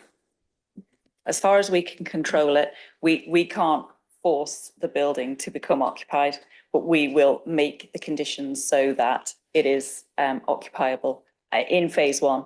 So the R&D wouldn't be occupied until the cinema building is ready to be occupied. But there's so many hypotheticals and we can't control, it's beyond our control whether the operators come forward, but we need to ensure that we've done our best to make sure that the building is attractive to potential operators. The point will be that the section 106, we understand that they need to keep certain community uses in and keep the cinema, the bowling alley in there to provide that leisure facility. So we've sought it to be delivered as part of phase one. So that's the first phase of development. There will be a lag because clearly they've got to knock the building down to start building. So there will be a drop-in provision. But again, it's about getting the right triggers in the section 106 to ensure that is delivered and delivered at an early stage in the process so that compels them to do that work. Clearly, if there is an issue that comes in a later date about viability around that, then we'll have to have that discussion. But all we can do is try to control delivery and secure it at the very earliest stage we can, which will be phase one. We are also securing marketing as part of the section 106. So we will end up with the building as well, but it's also, we want to ensure that it is properly marketed so that, we can hopefully ensure that it successfully can be occupied by a tenant. But yes, as planning officers, we will be part of that process through the section 106, ensuring that it has been marketed to its fullest possibility. And obviously rest assured that we are speaking very closely with legal colleagues about these obligations to make sure it achieves, that section 106 achieves what we want it to achieve. So you're saying it's impossible that there would be R&D and no cinema? Not saying it's impossible, but what we're saying is we are setting the condition, they are providing it within the application. We're trying to set the condition to ensure that it's delivered at a certain stage in the process and at an early stage in the process. Can't ever say that it's impossible, but again, we've done as much as we can to secure it. Yeah, I think the point being we've done as much as we can from a planning point of view. Yeah, I suppose the concern is that in the past residents would feel there was guarantees about the Priory before and then it never happened. How can we reassure them? I mean, we can go back and forth on this debate, but the report sets out where we're at. What I would say to you is residents weren't promised about the Priory Hotel, Priory Public House. And the Priory Public House was put forward as part of the Hampton by Hilton. There wasn't anything in the actual permission that secured the delivery of that. And actually, as a viable going concern, there were issues with the Priory moving forward. So, again, we are now at a point where we feel we can actually get something. We've got some teeth probably with the additional uses. The whole condition around that site is going to change. So it's a very different situation. So I wouldn't necessarily agree with that point about the Priory. Councillor Powell? Sorry, so just picking up, obviously the marketing is there targeted towards finding a tenant once it's in place. Are we also through section 106 seeking to ensure there's a proper comms plan so that residents are aware of how this has sort of progressed? Because the other concern is obviously the amount of public anxiety that's going to come from the shutting down of some public amenity and then the reopening it later. So, it feels like that could Could you just elaborate on that as a component? We wouldn't be conditioning a comms plan. I mean, this is going a bit beyond what you actually have to get the planning permission in place first for them to be then able to go and do that marketing, do the rest of the aspects. Sorry. So you have to kind of get the planning permission in place first to allow all this other stuff to happen. So we can't control all of those kind of elements. Sadly, there is a limit to our powers.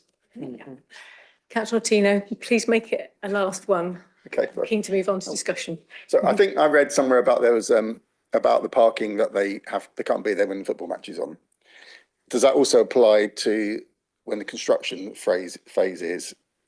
Are there any restrictions on the construction happening when football match is on, or the people parking to work on the construction phase? Is that going to be limited? I mean, football matches traffic starts arriving quite early on a weekday match. You know, you see people going into that car park about 4 o'clock in the afternoon, I think. Chair, I could just answer the question in that this site as a football stadium with parking, it has currently got a range of other uses that are all open at the same time as the football is attending. So people will be attending the whatever gym was there, the cinema, the bowling alley, all attend at the same time as the football, and that all has worked, you know, over a period of time. Those uses will cease. So if, you know, the construction work's happening and there's potential impact on the parking, we haven't got into that side of the discussion. But what I would say is you have got a range of uses that are all open at the same time as the football currently, and they all manage to sort of coexist. And that's from someone who attends the football matches. Thank you. Okay, so moving into the discussion phase, comments, please, thoughts. Councillor Altaf Khan. This is quite a lengthy and big application, and a lot of questions being asked. And as always saying, the devil is in detail. And I'm sure officers trying to put a lot of conditions and the legal agreements to make whole thing works. But as Andrew said, until they don't get the permission, we are not able to see the feasibility and viability and their business plan working or not. So the first stage is the planning. Everything else I heard in this debate, I think can be in a way managed through the conditions and the legal agreement. But only one sticking point I do see it is a small. I know there's a lot of benefits. There's a lot of money being given to Section 106, sale, other benefits towards this application. Say, for example, all this is planning approved, that big massive building which does block in some way on those cottages. And as officer relying on external report and saying they think that it would not affect or it would be 90% okay.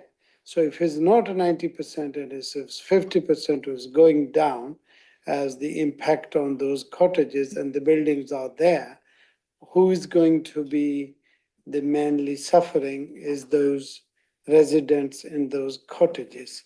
So are there any sort of conditions or tie-in if this report is proven wrong, so the person who wrote the report and the applicant are going to be responsible or liable, not the council, because that report, it says, is not affecting, but later say in 2-3 years, the sun is blocking, there is no... So is it a question then? No, it's my comment is saying how we are trying to make sure this is the biggest, I think, sticking point here. The rest is far too detailed, and I'm sure officer will cover that in detail, but this one sticking point is there. So that doesn't mean if there's a big application, brings so much of benefit, so much of money, and existing 1 or 2 small resident cottages are suffered. So that's the only, I think, in somehow if the officers can make assurance of that, then I am willing to support this application. Okay. Otherwise, I would be very reluctant to support. Thank you. I mean, I think we've heard it there. For the 3 cottages, one was going to have a reduction of about 10% and the other 2 by 3 to 5% of the amount of sunlight they were getting. So it's a relatively small, but nonetheless, it is a reduction in the sunlight they're getting. But yeah, lots of applications that come through, I think, will have small effects like that, you know, relatively small on other buildings. This is not something I would feel was large enough to refuse this application on. Any other thoughts, or I will ramble on for a bit? I mean, I think this is a really important site on the Cowley Branch Line area of change. We've heard of there have been several consultations over the years. They have talked to local communities about what they want there. Obviously, what people really want is for the cinema to stay as it is and the bowling alley to stay as it is. But that's not an option and not really on the table. They are keeping some bowling facilities, which they don't have to.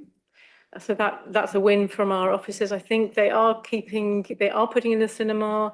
We have got lots of community space. They will be giving £1 million towards the Eastern Arc bus service, 1.7 million to the Cowley Branch Line project. I think one important aspect we haven't really talked about much is the Minchree farmhouse, which has been falling down and in an appalling state for decades now. And the various proposals have been made about it and none of them have happened. This one, we're actually in a reasonable way being able to mandate that this does happen as part of it. And I think this is our best shot of getting that building brought back. Hopefully it will be as a pub. I think it's section 1012 does make it, no, not 1012. The one where they, anyway, talking about, we will take a flexible approach to it. If you really cannot make it work as a pub, it could be something else, but at least it's going to be stabilised and it's not going to be further falling down. So, Councillor Elton, would you like to? Otherwise, I will probably propose. No, I'll let you two speak. Okay. If you go. Fine. Yes. No, I was just also, I'm also delighted that Minchree Farmhouse, we finally have a plan for, making it not derelict. I've lived in Lismore for like nearly a decade and I've never seen this thing open. I think plus over 700 bike spaces compared to the, I think, one railing that currently exists is a big improvement. I think I take quite a lot of confidence is the wrong word, but from the phasing of the occupation of the site, I think that's a super positive thing. I think will really sort of deliver the things that the community want to see. I am satisfied from the report that we've done what we can with respect to the kind of community and leisure uses. I think this is this is also generally really good densification around what is going to be a train station in 5 years-ish. I would be moving to approve this one. Councillor Powell, do you want to weigh in? Thank you, Chair.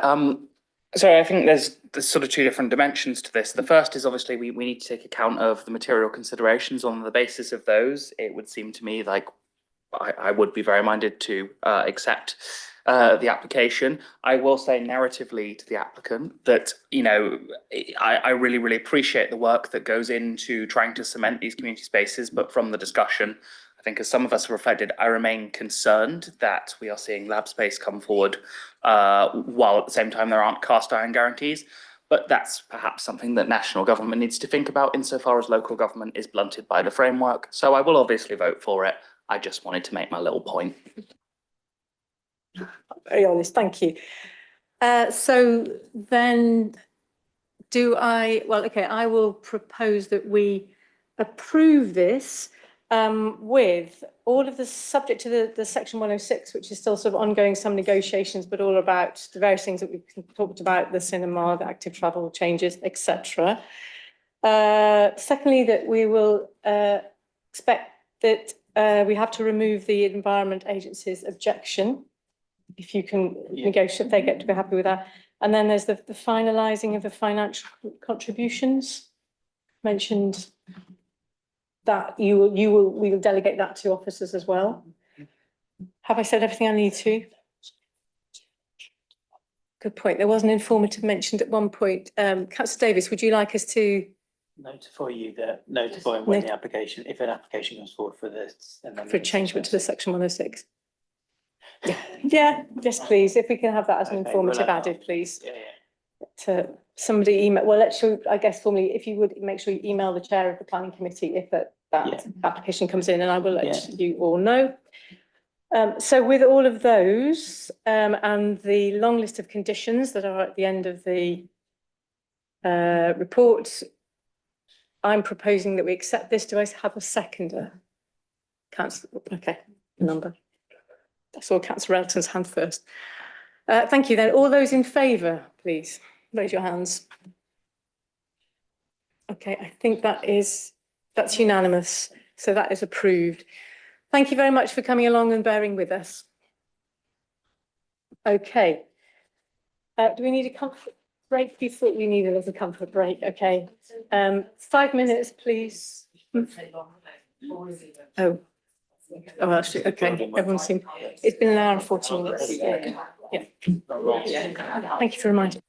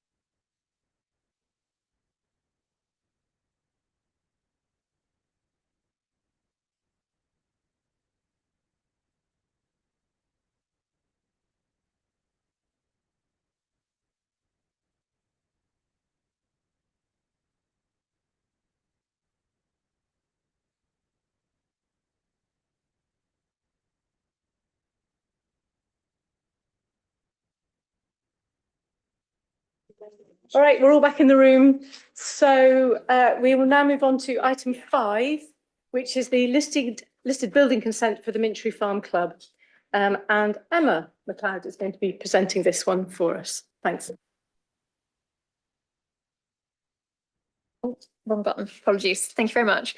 So this application is a listed building consent application concerning the Grade 2 star listed Mintry Farmhouse, which is located in the southwestern corner of the Ozone Leisure site, for which you've just had the main redevelopment proposal. So as part of the redevelopment of the Ozone Leisure site, the applicants have committed to bringing forward a listed building consent application to bring the building, which has been vacant for 13 years and is on Historic England's Heritage at Risk Register, back into a long-term sustainable use. This listed building consent that I'm presenting now does not fulfil that commitment, but is a first step towards this outcome. So the works for which listed building consent is sought comprise the removal of modern fixtures, fittings, partitions, false floors and suspended ceilings associated with the building's most recent use as a public house, the removal of impermeable modern finishes, including cementitious plaster, which are contributing to the building's deterioration, removal of redundant services, targeted opening up works at fabric junctions to allow a detailed structural assessment of the building, interim works to improve the building's weather tightness, some temporary structural propping in limited locations, replacement of the existing external boarding to the windows and doors with security grills, which will maintain the security of the building but improve ventilation, and making good works where the building fabric is disturbed by these items. And the key reasons for undertaking this phase of work prior to the full programme of repair and restoration are to better understand the true condition of the fabric of the listed building, to provide a better understanding of the age and significance of different parts of the building's fabric, which will inform the future proposals, and to let the building dry out naturally, and to address urgent risks whilst further plans are progressed. So this slide, has come up, shows the location of the listed building. I'm not going to dwell on it because I'm conscious you've just seen the proposals for the wider redevelopment, so are familiar with the site.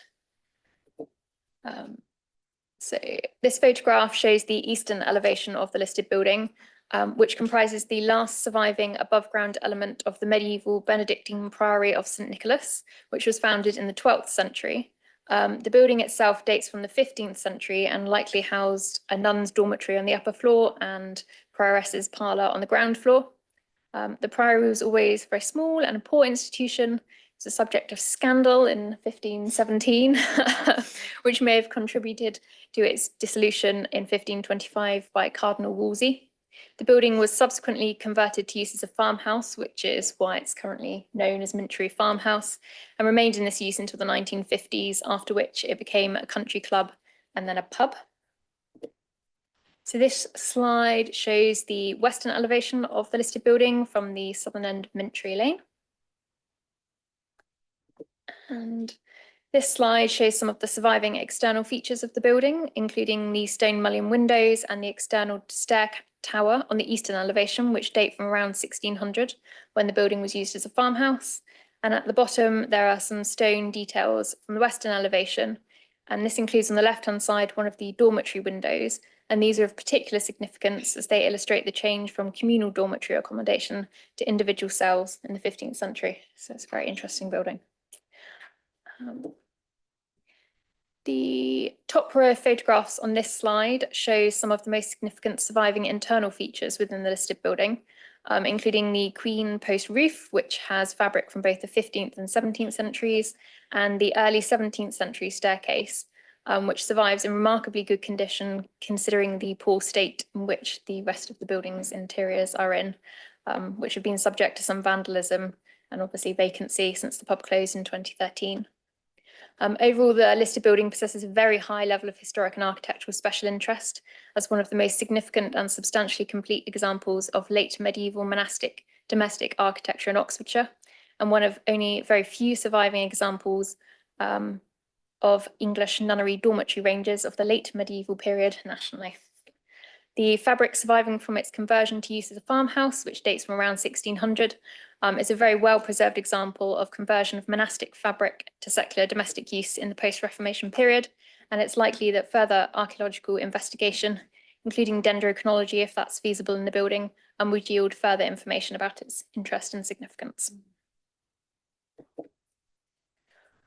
So apologies if this is quite small, but this slide shows the proposed works at ground floor level, including stripping out what is left of the modern bar and WC facilities, disused services, and removing the cementitious plaster that has previously been applied to the internal face of the walls and is causing long-term damage to the building stonework.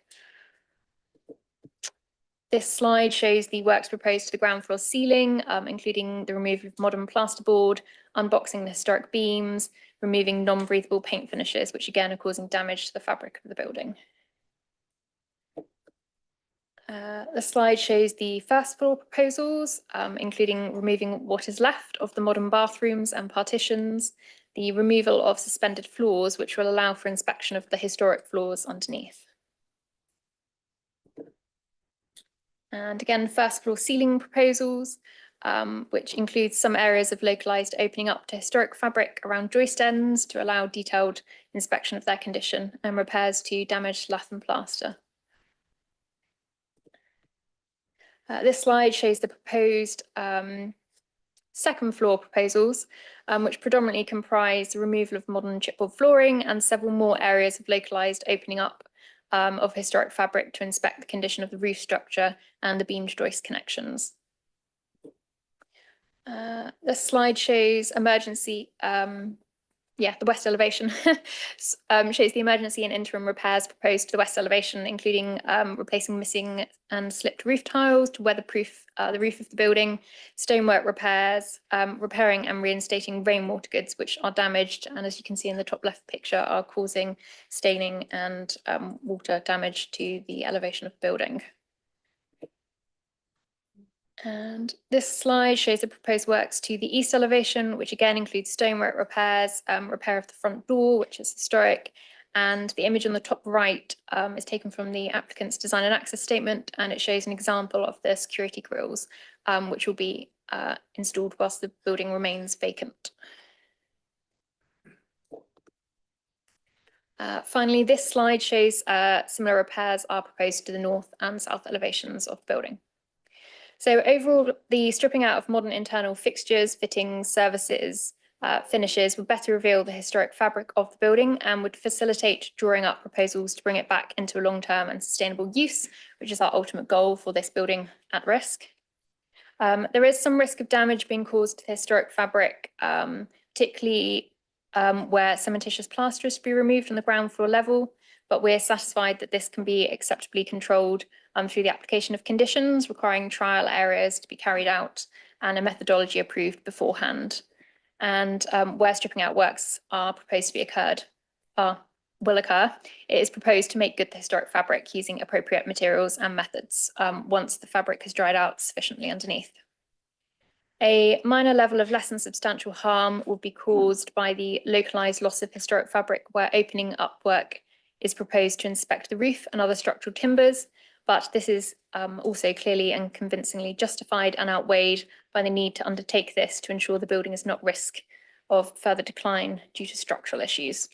And security grills would have a harmful visual effect on the listed building, but less so than the existing temporary ply boarding.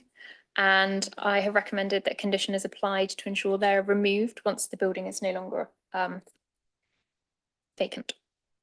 Otherwise, the works are considered to preserve the significance of the listed building, and it is recommended that the committee resolve to grant listed building consent subject to the recommended conditions set out in section 12 of the report. Thank you very much, Emma. Okay, we don't have any speakers against or for, so we go straight to questions. Councillor Fowler there. Could I refer to condition 1, the time limit? Bearing in mind this building is falling down virtually, it says the works permitted shall be begun not later than the expiration of 3 years from the date of this consent. What happens if no work is done at the end of those, by the end of those 3 years? Yeah, so that would be a standard time condition that would be applied to all listed building consents, and it's essentially to say that the permission would lapse after 3 years. So that's a standard condition. So that it, just to be absolutely clear, if the applicants do no work at all, in 3 years' time, the planning permission lapses. The listed building consent lapses. Yeah, that's correct. Obviously, as part of the wider redevelopment, they would need to bring forward further listed building consent for full restoration of the building before they can commence. And therefore, we anticipate the timescales to be much quicker than that. Thank you. Yeah, I just have one question. So I understand some of the features that make it into a pub or made it into a pub are being removed, which I assume are for the restoration. I just want to see if these were intended to be replaced, or if it would be possible to like replace some of the things that were being removed from within the building, or could it potentially affect the viability of the building's future as a pub because these features are no longer in there? Yeah, so they're very small pictures. I apologise for that. But the existing sort of pub bar, the toilets, a lot of the modern partitioning is in very poor condition. There's been a lot of vandalism within the listed building. So they would need to be replaced for it to be brought back into use anyway. So it's better for them to be removed now to reveal, you know, more of the historic fabric, to let it dry out, etc. And then as part of a future application, they'd be looked to be reinstated. Thank you. It's not often you hear the word dendrochronology. I won't make you explain it, but it's a clever thing about working out the age of a building from the rings in the beams, in the cut trees. Right, any other questions or comments? We'll move into comments. I think you know, this is fantastic that finally something is going to happen to it, and it's going to be paid for by this private developer. We sincerely hope. So I think we probably, well, I certainly would, yeah, want to see some love and attention given to this amazing old building. Fantastic to hear the history. That's why I love planning committee. Get to hear things like that. So I will propose then that we, okay. So I will propose that we accept the officer's recommendation to approve this listed building consent with the listed conditions. I have a seconder, so can I see all those in favour of that, please? Thank you. That is unanimous. Excellent. Then let's move straight on to item 6, which is 35 Ash Grove. Give you a second for people to leave and come and go.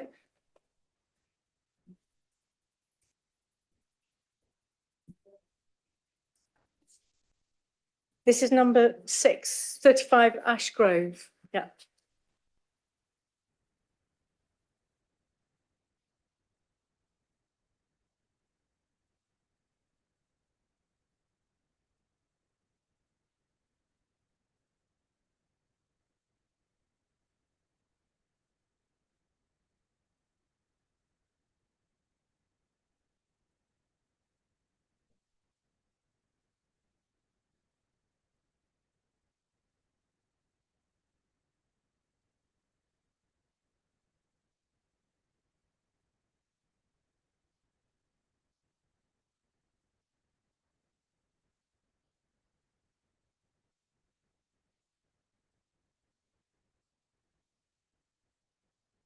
Right, I think we are all back. So just to note then that Councillor Fairweather and Councillor Railton have withdrawn for this item, which is 35 Ash Grove, which Nia Baldwin is going to present for us. Thank you.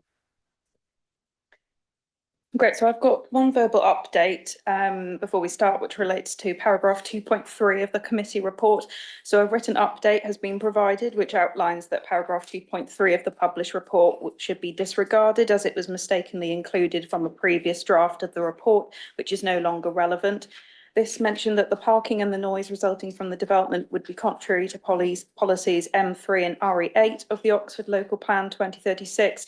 This is, however, no longer considered to be the case, and officers would refer to the impact on neighbouring amenity and transport sections of the report for the councillor's recommendations on these matters on pages 19 through to 31.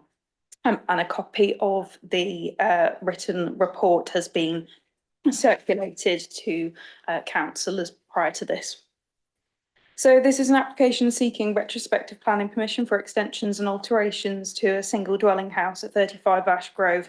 The development involves the demolition of the garage and the rear extension and the removal of timber to the front elevation and chimneys. It seeks permission for the erection of a part single, part two-storey side and rear extension, alterations to the roof to form hip to gable, the insertion of roof lights in association with a loft conversion, and permissions also sought for the insertion of a window, installation of flue, pipework, nesting boxes and dropped curb and air conditioning unit with alterations to landscaping. So this is the application site comprises of a detached dwelling house which is located on the western side of Ash Grove. Ash Grove is a street within Headington which is residential in character. Looking at photos of the site, so this is a view of the front of the property from Ash Grove. You can see the part single, part two-storey side extension to the left and the driveway and the dropped curb at the front of the property. This is another view from the street scene slightly to the north of the property where you can see the north side elevation. You can just make out the rear extension between the application site and the neighbouring property 37 Ash Grove by here. And as shown on the roof, there is a roof light as the loft has been converted. This is another view from the street scene slightly to the south of the property where you can just make out the south side elevation, and you can also see the flues on the roof of the building here and here. This is a view of the rear of the property from the garden. So you can see the two-storey rear extension on the left with the single-storey flat roofed extension to the right with the two-storey side extension behind that on the right here.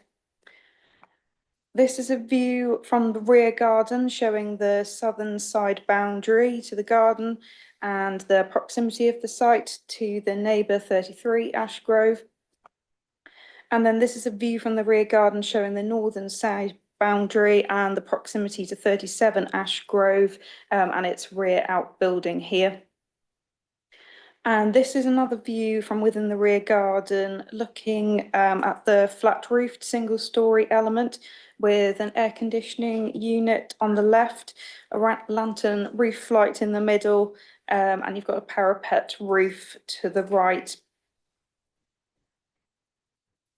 This is a photo taken from within the garden of 33 Ash Grove looking northeast towards the application site. So the two-storey rear extension is shown here on the left with the roof of the single-storey element here in the air conditioning unit. And this is another photo from within the rear garden situated further to the rear of it, looking northeast towards the application site, showing the glazing, serving the bedroom at the rear of the property at first floor level. So this is another photo from 33 Ash Grove showing the application site on the left and the north elevation of 33 Ash Grove to the right.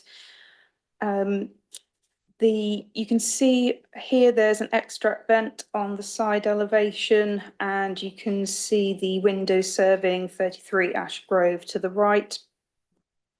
And this is another photo again from the garden of 33 Ash Grove, looking at the rear elevation and showing the windows serving the kitchen. So this is a site plan showing the footprint of the development in relation to the neighbouring properties. You have 33 Ash Grove to the north, with 37 Ash Grove to the south, and then you've got Ash Grove, the road of Ash Grove on your left. These are the ground and first floor plans. So you've got the ground floor on the left and the first floor on the right. And And these are the loft and roof plans, with the loft on the left and the roof plan to the right. These are the elevations, with the front elevation to the top left, the north side elevation to the top right, south side elevation to the bottom right, and the rear elevation to the bottom left. So overall, the proposed development is considered acceptable in regards of its design, and it would not cause any detrimental harm upon the character and appearance of the dwelling itself or on the street scene of Ash Grove. The development does not cause any detrimental impacts upon the amenity of any neighbouring dwellings, and nor does the development cause any impacts in regards to parking and highway safety, drainage, trees, sustainability or ecology. So as such, the proposals are considered to comply with the relevant policies of the Oxford Local Plan 2036 and the MPPF. Okay, thank you very much, Nia. We now do have one speaker against, Matthew Mainston. Okay. No, I'm afraid that'll have to be part of the clock. You've got 5 minutes and I'll let you know when you've got 1 minute left. Turn your mic on. And do put your...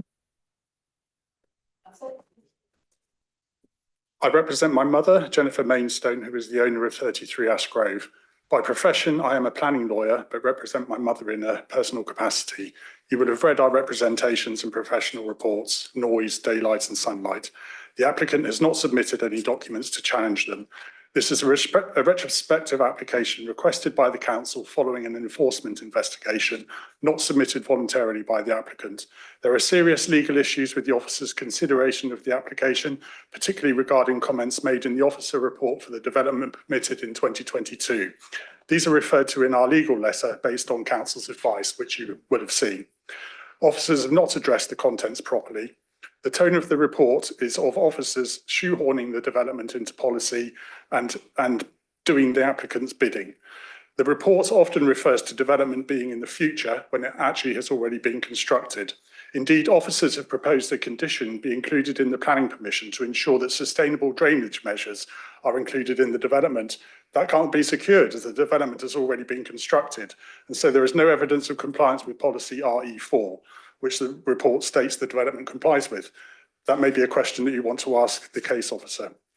Adverse effects of development carried out are material consideration. These effects have been dismissed with no cogent reasoning. There's many issues, so I'm just concentrating on some of the main ones.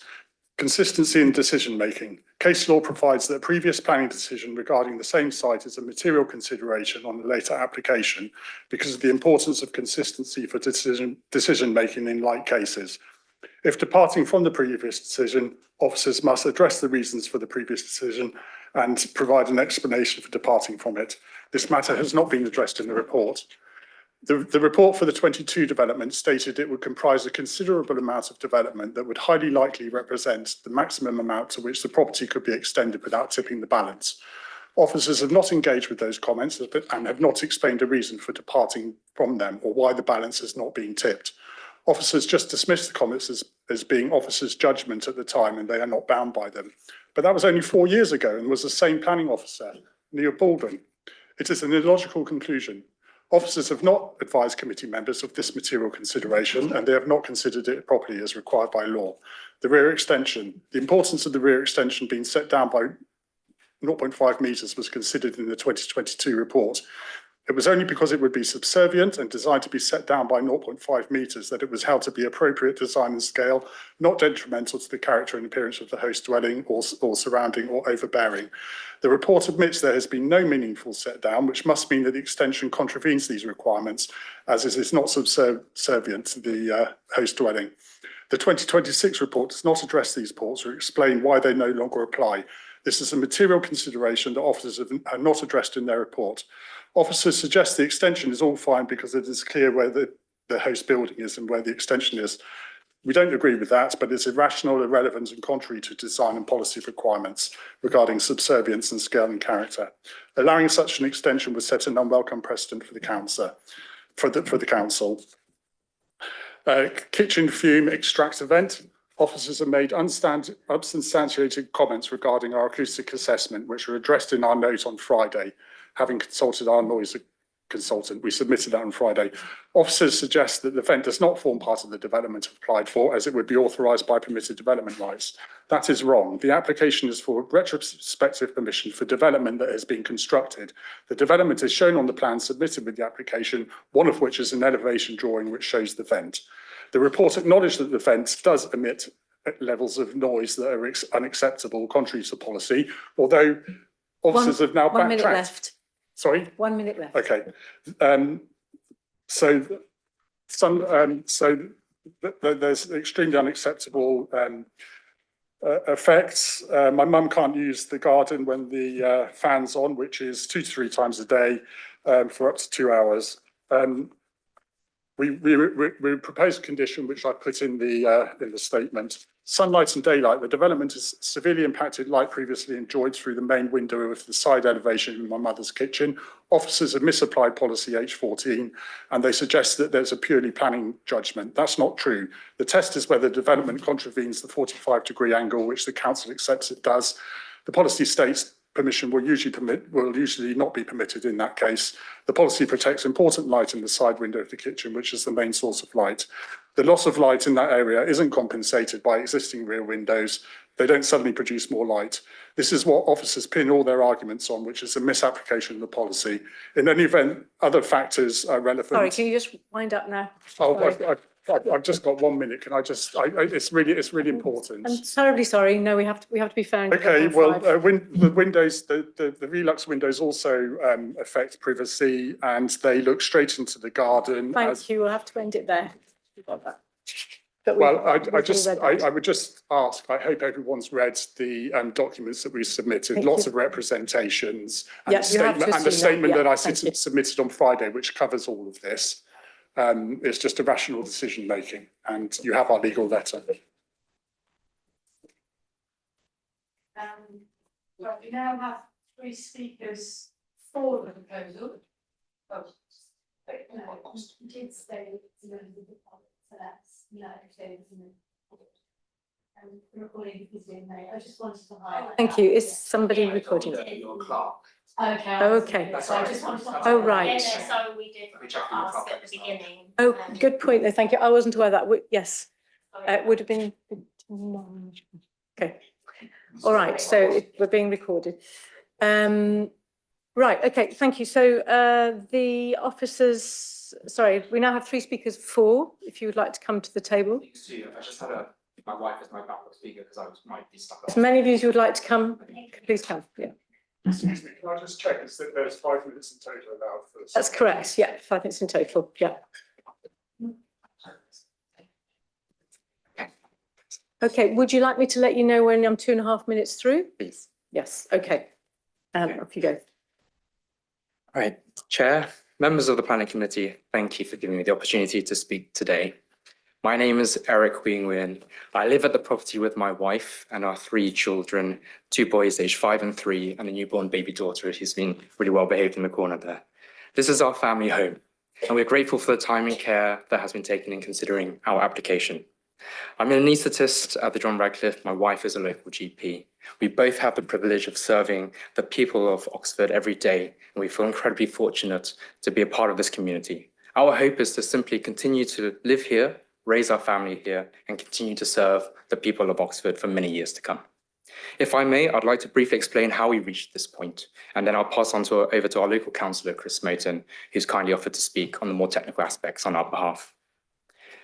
Prior to submitting our original application in 2021, we met with council officers through the pre-application process. We listened carefully to their advice. We made changes they recommended before submitting our plans, and planning permission was subsequently granted for what is a normal residential renovation.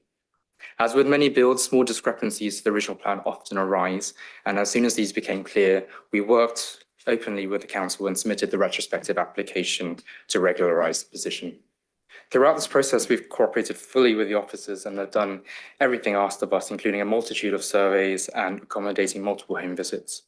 I'd like to, at this stage, to acknowledge and thank the planning officers for the thorough and meticulous way that they've assessed this application over the 2 years. We firmly believe that while there are differences from the original approval, the overall design, the character, and the intent of the development remain true to what was originally granted.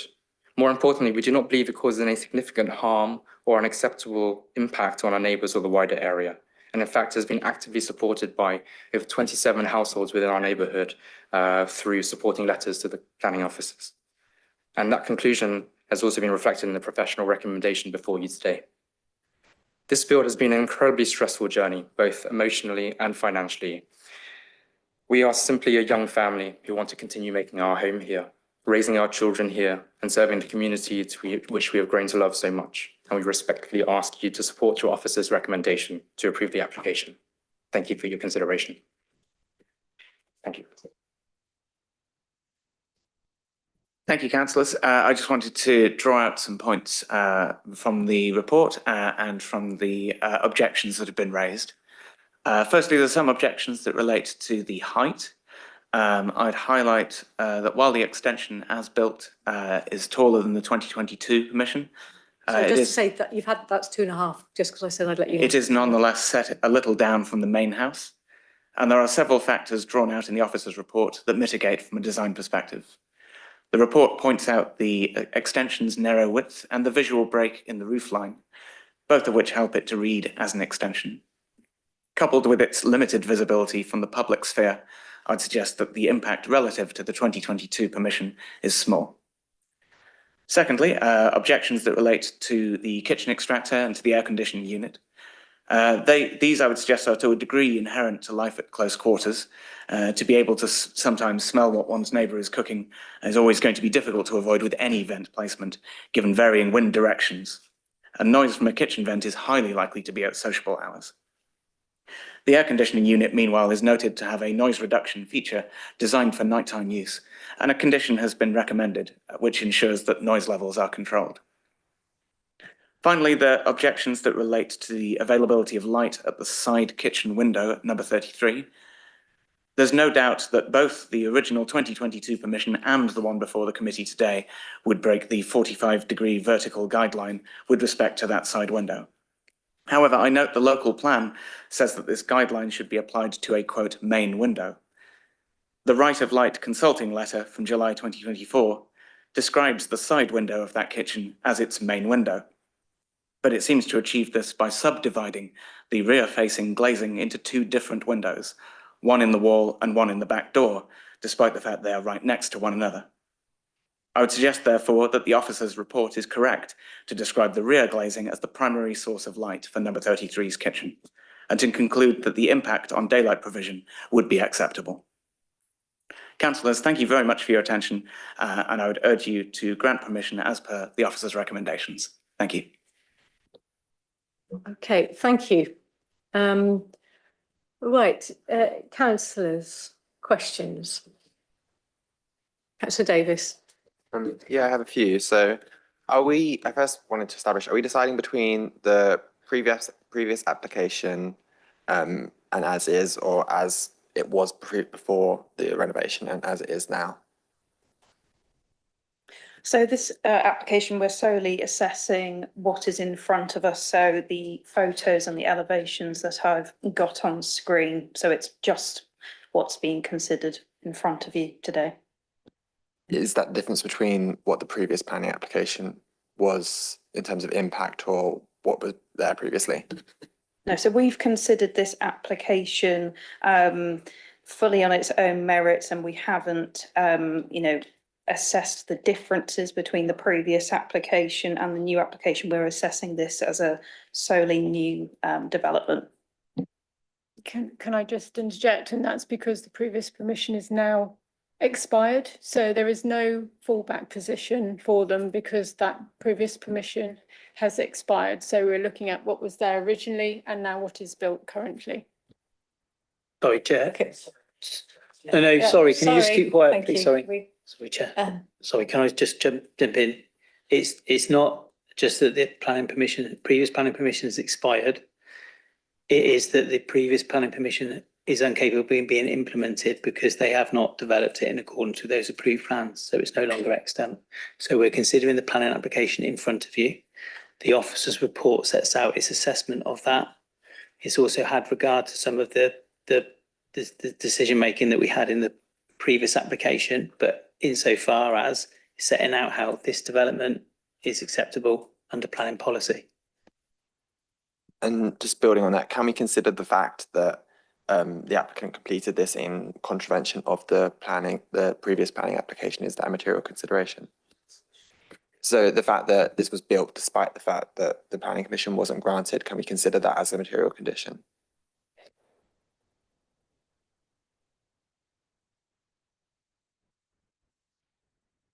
That it's retrospective, basically. No, Yeah.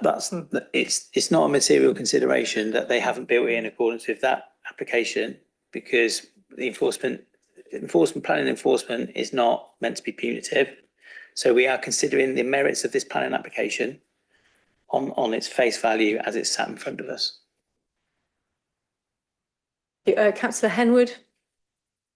Thank you for that description. That was helpful. So with the issue of subversience between the original house and the extension, that's no longer an issue because that's not within the proposal description. Is that correct? I'm not sure what you mean about the description, but essentially, we've assessed the application as is before us, and when considering alterations and extensions to dwellings, we have to ensure that the extensions and alterations are proportionate and subservient to the main dwelling. It's acknowledged that the rear extension, for example, the height of the extension has not been set down as much as was depicted in the previous permission. However, we've assessed it based on what is before us. There's, as I've mentioned in the report, there is a marginal set down. However, when assessing the extension overall, due to the depth of the rear extension still being smaller than the overall depth of the main original house, and given that there is a visual separation break, we consider that the extension does read as a separate addition to the original dwelling, and that there is a level of subservience. And that goes with the not just the rear extension, but for the the extension to the single story element as well. We've considered that all of the extensions are proportionate in relation to the original dwelling. Thank you. Councillor Powell. Yes, so I have a couple of questions, but firstly, to go back to the question asked by Councillor Davies, just to confirm, I understand that the point that the difference wouldn't be a material consideration. Is it also correct to say that the previous application as a totality is not a material consideration? Just as a yes/no would be a very helpful. The previous application is not a material consideration. The point that was made in the address was that we should have regard to parts of the assessment that were made on that plan application because circumstances in terms of the area, etc., hasn't changed. The officer's report sets out its assessment of this application and has also set out where we've had regard to our previous decision making for that planning application, but has also set out why we still consider that this application, albeit different to that previous one, is acceptable. So it's had regard to both in that assessment. Thank you, that's very helpful. And there's one other question, if that's okay, which is on, obviously we had in the public address a question regarding the condition in relation to policy RE4. Obviously, here we are in a situation where the structure exists. How are we ensuring that condition in a situation where the structure exists? So this is a standard condition which we apply to all householder applications and small minor developments which don't have a significant increase in footprint, for example. Obviously the development has been built. The condition states that SUDs must be used, and that would be enforced by our planning enforcement team. yeah, this is a standard approach. We don't request the details of the SUDs to be provided within the application. Yeah, I don't know if anyone said. Yeah, I mean, the condition itself doesn't require the submission of information anyway. It just says that all impermeable areas will use or be drained using sustainable drainage measures. And that is a standard condition we put on. If you know, we have got, as part of the recommendation, we've asked for delegated authority to make amendments to conditions. If the committee were so advised, we can take that away and look to see if we can word it in a manner that we would seek confirmation from the applicant that they have undertaken those works in the frontage using sustainable urban drainage measures. So we can make that amendment if that is where council members. No, I'm sorry, you mustn't. You really mustn't. Sorry. Sorry, Chair, I just advise the condition as worded, even if it was on the previous application, did not require the submission of information to seek its discharge. It was a condition that said you should undertake all impermeable areas shall be used or drained using sustainable measures. It didn't require the submission of information to be signed off and cleared. So therefore, you know, that wouldn't have needed to have been submitted at that time. We can word the condition. We can word the condition in such a way to ask them to confirm that they have undertaken those works using sustainable urban drainage measures. Sorry, I will ask you to leave if you can't keep quiet. So we could word the condition to check that if they haven't done it, then they should. Yeah, okay. Then I have Councillor Barlow. Thank you very much, Chair. So I understand that we're looking at this planning application as is, even though we're aware that there was a previous one. And I think what would be helpful for me to understand, and maybe some other people as well, like in terms of process, when the applicant is aware that there are amendments and the previous plan is not being followed properly, as the applicant stated, they alerted the council or the planning authority, and is it that then discussions are had and then the council officers say, well, now you need to put in a retrospective application? It's just because objections have been raised. I think it's really useful to try and understand the process a little bit here. Yes, so it was not the applicant who brought the changes to our attention. It was neighbouring occupiers. That was raised to our planning enforcement team, and a visit was undertaken to the property by planning enforcement officers. I was also in attendance, and we observed the development which stands in front of us today. And after visiting the site, the planning enforcement officers they have to make an assessment as to what the next steps in the process of the enforcement investigation are. And they suggested to the applicant that a retrospective planning permission is made. There are within the planning process applications which can be made to existing consents to amend a condition. However, we considered that it was best for the application to come in as a solely retrospective application, so that we could assess it as a whole, new development. So then the applicants have submitted the application following letters received from our planning enforcement team. Thanks. Councillor Tino?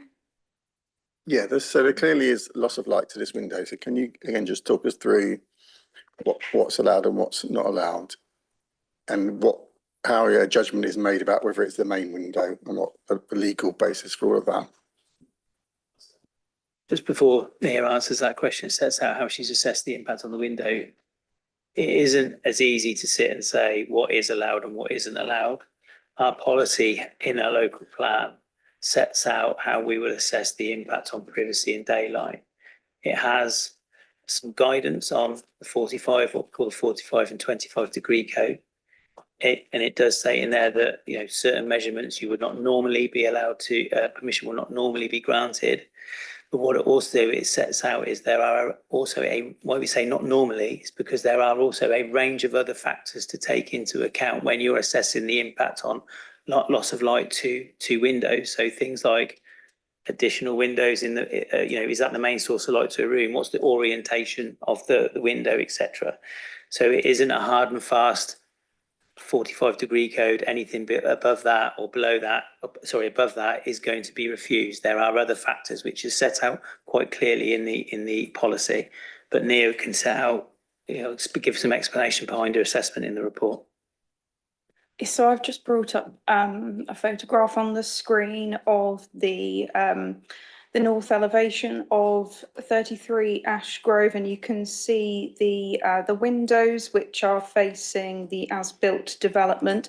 It's clear to see that there is, you know, the development's being built in close proximity, and that when we've assessed the 45 degree uplift angle from the sill of that window, it is contravened. If I go to the next window slide, you can see that this shows the windows serving the kitchen to the rear of the property. Now, when we've assessed the daylight impact upon that kitchen, we've acknowledged that there is an impact on the 45 degree rule, but we would, you know, say that whilst the angle is contravened, like Andrew was saying, we've taken into consideration all other material considerations into that fact. So we've taken into consideration that the window to the side which has been impacted, that faces north, which would typically gain less light than windows to the rear garden, which are serving the west, where you'd get evening, afternoon sun. We've also considered the daylight assessment, which has been submitted by the neighbour. There are percentages in that report which have outlined the reduction of light which has been caused by the impact of the development. And when looking at those percentages, those confirmed that even pre-development, the windows to the west are shown in this photo, that they provided a higher percentage of light compared to the window to the north elevation. So we've given material consideration to that, although there's a disagreement over the north window being the main one, we would argue that these are the main windows providing the main primary source of light to that kitchen. So just to be clear then, so those ones, the west facing ones, are have no 45 degree line in shading. It's only the north facing one that has. Is that right? Yes. So I'll just bring up. You can see the site plan here, and that shows the. You've got the rear elevation here of number 33, and then that shows the projection of the rear of the application site. And when we've applied the 45 degree angle, it would not be contravened. I know that there have been comments being made, if I go back, about vegetation being impacted or impacting upon the light to those windows. However, that vegetation was there pre-development, so that those trees haven't been recently introduced to the site. So the outlook and the daylight provided to the rear is, we consider to be similar to the prior to any works being undertaken at the site. Thanks. I've got Councillor Altaf Khan. I think partly my question is answered, is about the previous history, planning history. So in every application, I believe there is a planning history, and then if new application comes, that is assessed on its merit. Only difference here, I believe, is, if you correct me, if here is a retrospective application, but that has to be again looked at on its merit. Is that right, Andrew? The application is retrospective. We're looking at the merits of that retrospective application, because the previous application that was approved does not exist, because they haven't implemented it in accordance with the approved plans, and they cannot now implement it in accordance with the approved plans. Had Councillor Henwood first. I think most of my questions have been answered, Chair. I do have one more. So the views into the garden space, I mean, is the garden space classified as a dwelling area? And how much importance should we put weight onto that? The views into the garden space from the neighbouring property. It's not, I mean, we do consider the impact on privacy, but again, in houses that are in a linear fashion like this, there is always a level of mutual overlooking from windows in the rear facing windows. The rear facing windows in this property will overlook the neighbouring garden alongside it. That happens. There's mutual overlooking at first floor level across the whole street. I just have one more, Chair. So I understand that this application was called in on the reasons of design and impact upon neighbouring amenity. So neighbouring amenity being sound from the compressor within the air conditioning unit and views into the garden spaces. Is that right? And that would be H14, would it not? The report sets out the impacts on neighbouring amenity, covers privacy, covers overlooking, covers overbearing, covers loss of light, covers the impact from the mechanical plant and impact from the kitchen extract. Officers' views then, there is loss of amenity, but not a material matter in order to refuse the application. Is that my understanding? No, we've concluded that it would be acceptable and that there would be no impact on amenity. There was, as you'll see in the written update to the agenda, there was a mistake in the executive summary, which mentioned contravention with policy RE8. However, that was a mistake that was included and should be disregarded. Thank you.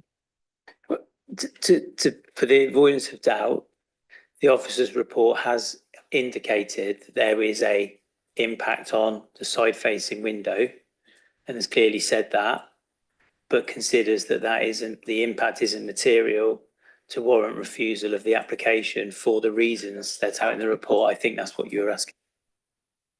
Councillor Davis. I wanted to ask about what this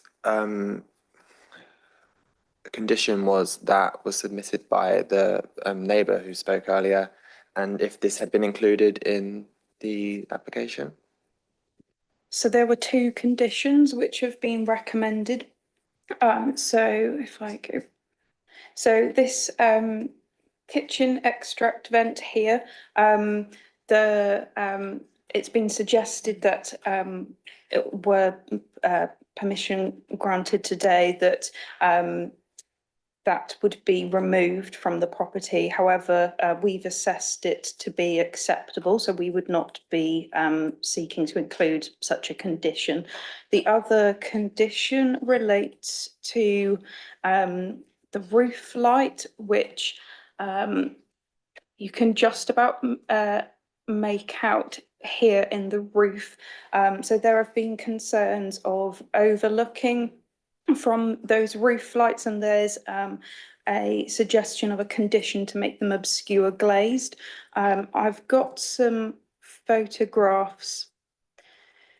So I went up into the loft of the application site, and this was a view standing in that roof light looking directly out, and as you can see, that faces the side elevation. And this is a view of me turning my head, looking towards the rear garden. And again, you can see the side wall there. The photo is not the best clarity with the glare from the window. However, you know, having experienced the view up there, I consider that there's no detrimental impact upon privacy, and that the recommendation for the roof light to be obscure glazed would be unnecessary. Okay, thank you. Right, do I have any other? Yep. And Andrew. also with condition 4, which was regarding the tree replacement, I just wanted to ask how this will be monitored, given the applicant has previously removed the tree, which was against the previous application, how this will practically be enforced?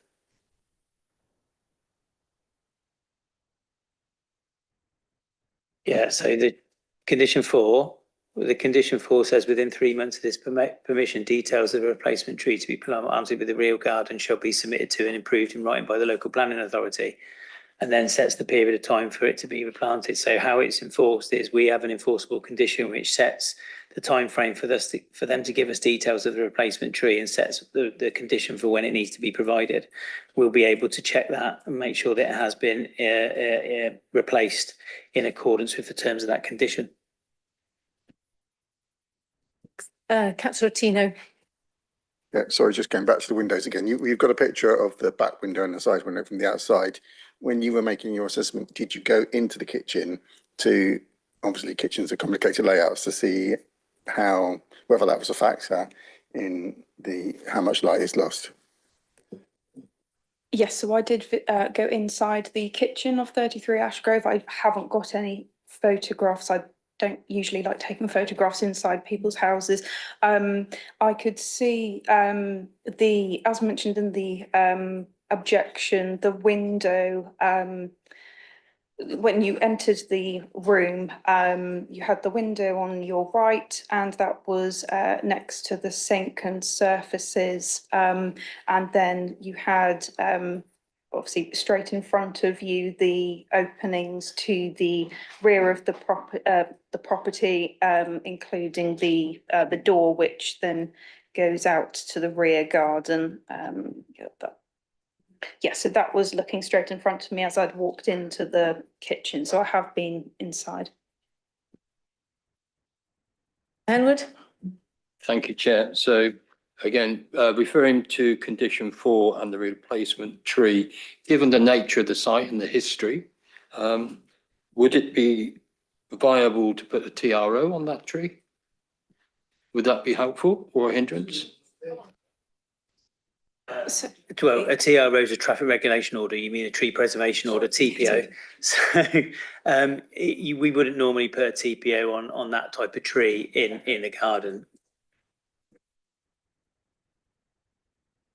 Councillor Davis? Well, could we, if we want, given that the tree previously got cut down and we didn't know anything about it, is there something we could put in, even if it's not standard? For a tree preservation order to be issued, one, this is a replacement tree, so the tree is going to have to go in at a certain stock size, so it's going to be, not necessarily in terms of the tree that was removed. You wouldn't normally put a TPO on a tree in a private garden anyway. But again, to have a TPO, you have to go through a whole process in terms of assessing the value of the tree, to make it, in terms of how it impacts on public amenity and all those sort of things. So it wouldn't necessarily meet those tests. Chair, sorry, could I just suggest that what we can also is add a line in that says that the applicant should send photographic evidence that the replacement tree has been put in for us to check, and then we can always go and double check that, but that's what we would normally do. Okay, thank you. And the applicant's nodding their head at that, so I'm sure they will do that. Right, comments, views. Councillor Powell?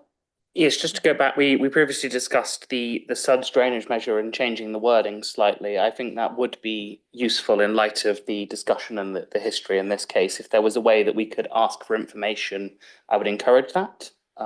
Thank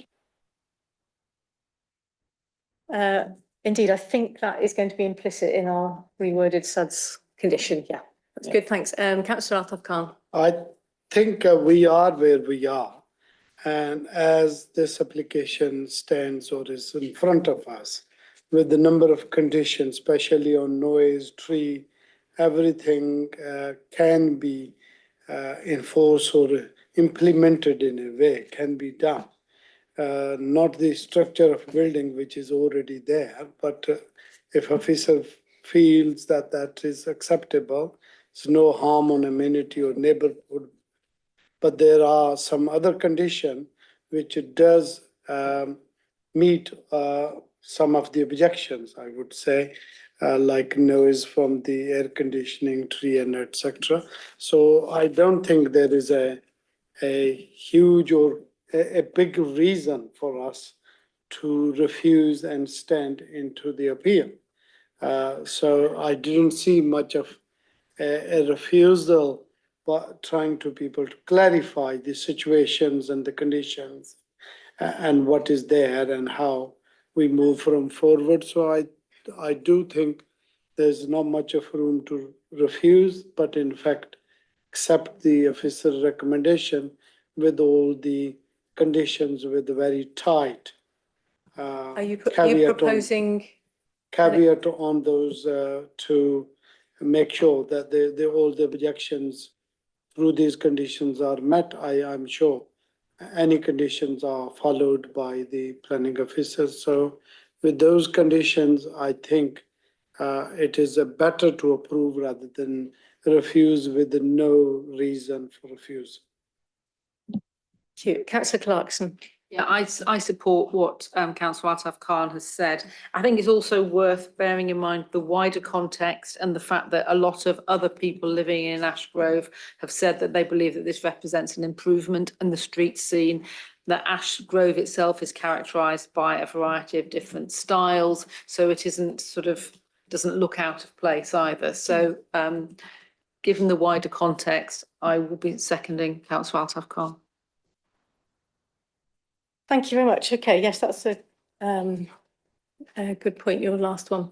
Right, so I think I have had a proposal to accept the officer's recommendation with all the conditions, all listed conditions for this proposal. And the amendment to the condition about drainage. And the amendment to the condition about drainage. And the tree. And the tree. Okay, so on that basis, can I see all those in favour of approving this application? Okay, again, that's unanimous. Thank you very much.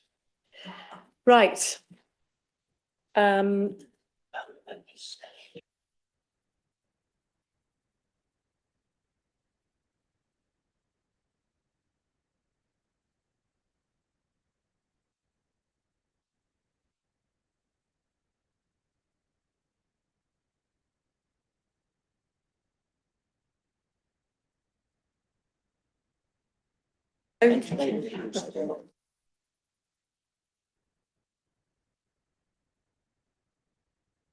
Right, folks, we would normally try to finish but at 9 o'clock, but we have, hello.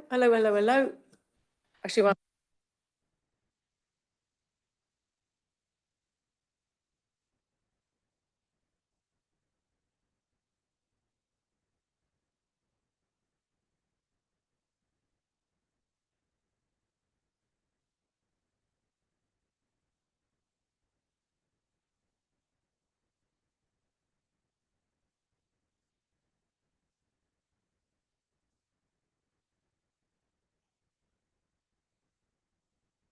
okay, so, on the delay. Right, then let's crack on as fast as we can. Got everybody back in the room who needs to come back in the room. Yeah. Item 7, Gleeblands being presented by Mary. Mary Rowe. We could do not 8. We'll give you 5 minutes to do it. Oh, Rob, could you do 8? Okay, whoever is ready first, we're going to take your item.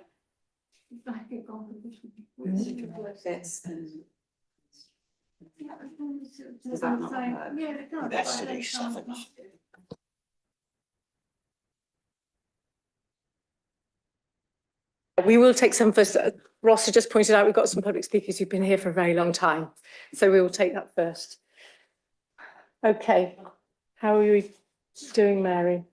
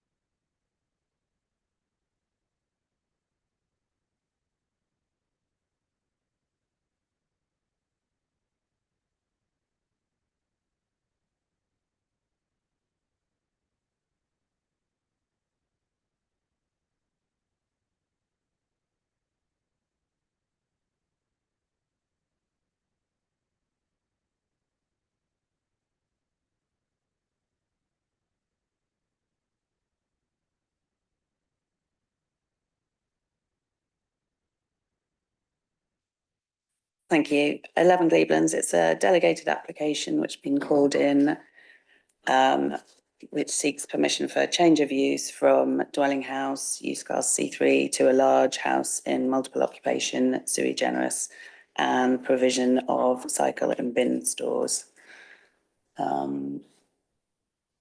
Next slide, please.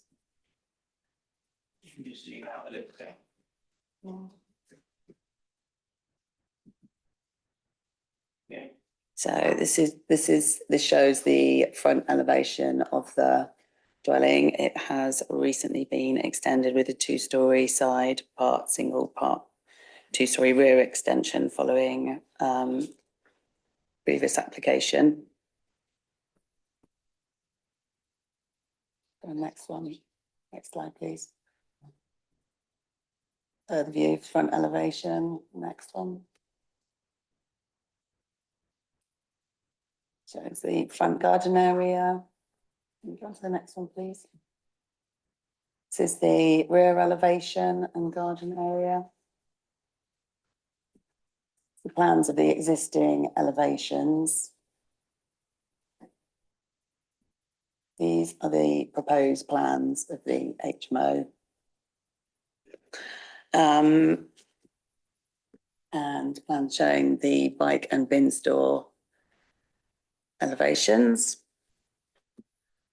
And I think there's one more plan. Oh no, no, sorry.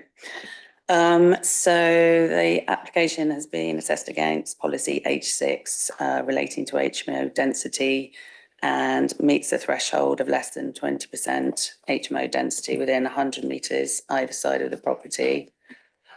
It complies with space standards in terms of internal room sizes and external space. The Highway Authority has not raised any objections to the proposals subject to the site being removed from eligibility for residence parking scheme. It provides adequate bin stores and bike storage for 8 residents. No significant built footprint is proposed other than a concrete basis for the bike and bin stores. Runoff for the stores would drain onto the ground via the gravelled area at the front, and so there would be no impact on the Lye Valley. In summary, the application is recommended for approval subject to the conditions listed at the end of the committee report. Thank you. Thank you, Mary, for keeping that brief. Excellent. Okay, but we do have speakers. We have 2 speakers against, Councillor Harley and Barbara Pomeroy. If you'd like to come up to the table. Would you like me to let you know when 2.5 minutes has gone by? Yeah, okay. So please do use the microphones and start when you're ready. Good evening, everyone, at last. I was last here for a planning meeting on the 18th of November last year. Again, it was concerning number 11 Gleeblands. The initial application at this time was for 8 ensuite rooms, but no mention of being sui generis. By the time the planning meeting happened, this had been reduced to 6 ensuite with the same floor layout, but the 2 downstairs ensuite rooms had been Tipexed out and just left as empty rooms. Planning permission was granted in good faith for a purely residential property. And yet here we go again, as if we didn't know what was going to happen. At the meeting, I handed in a paper petition signed by over 300 residents of Lye Valley. This is the photocopies of them all. You've got a copy somewhere hidden away because I didn't realise when I handed it in that you don't look at anything under 500 signatures, and I had 300. But I had 300 actually where I'd actually spoken to people and talked to them on the doorstep rather than an online thing. Right, so I did an awful lot of door knocking and an awful lot of talking at length with residents who have very strong feelings about how the estate is changing and not for the better. Out of the 300, only 7 actually refused to sign the petition. And I've actually had people chasing me down the road saying, I'll sign it. Or WhatsApp messages going saying, she's coming round, you know, look out for her. So feeling was very strong. But the main comment I got from from the residents, over 90% of residents, was that, why are you bothering? The council don't listen to us. So my argument was, well, they might not listen to you individually, but if we do it en masse, maybe they'll make, you know, something will happen, they'll listen, but obviously not. The 20% rule is not working for residents all over the estate. One man I spoke to said he had an HMO behind him, one at the side and one over the road at the front. Another lady... That's 2.5 minutes, just to let you know. Another lady had... Another lady was sandwiched in between 2 HMOs and said life was hell. Gleeblands is a long road, but the section we're talking about is between Town Firs and Coverley Road. I am going to have to stop because I need to. All right, okay, sorry. Sorry. Yeah, carry on.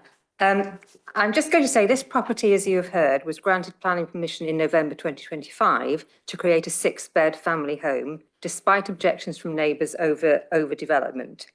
Now we're having an application for change of use to an 8+ bed HMO, and we feel this is too large an HMO for this location and an unacceptable loss of a family home.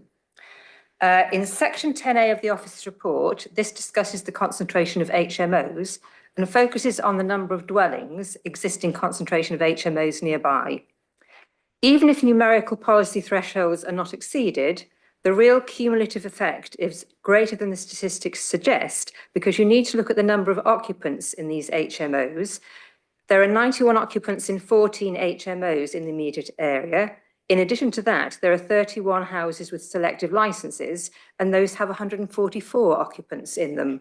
And that has a significant effect on the character of the area and an impact on the amenities of the neighbourhood. A larger HMO generates different patterns of activity compared with a family house. Potential concerns include late night arrivals, visitors, deliveries, outdoor activity, waste generation, noise, and these are all detrimental to the living conditions of neighbouring residents. The parking policies deliberately encourage low car ownership, which is fine, but this relies heavily on policy assumptions rather than local evidence. And we would ask, has actual parking stress been surveyed in the area? And is there evidence that comparable HMOs in the area generate parking demand? Large HMOs can produce substantially more waste than a single household. Potential issues include whether waste storage capacity is sufficient. The report merely states that bin storage of small scale and acceptable design is provided without analysing capacity and operation. Oxford local plan policies require good residential accommodation. The outdoor amenity space is described as on the smaller side. Sorry, Councillor Harley, can you wind up? On balance deemed acceptable. Shouldn't quality of space be considered, especially for a space on the smaller side? We are asking you to refuse this application, but if not, please can you approve an extra condition that there is no occupancy until an HMO licence has been granted? Thank you. Thank you very much. Thank you. Right.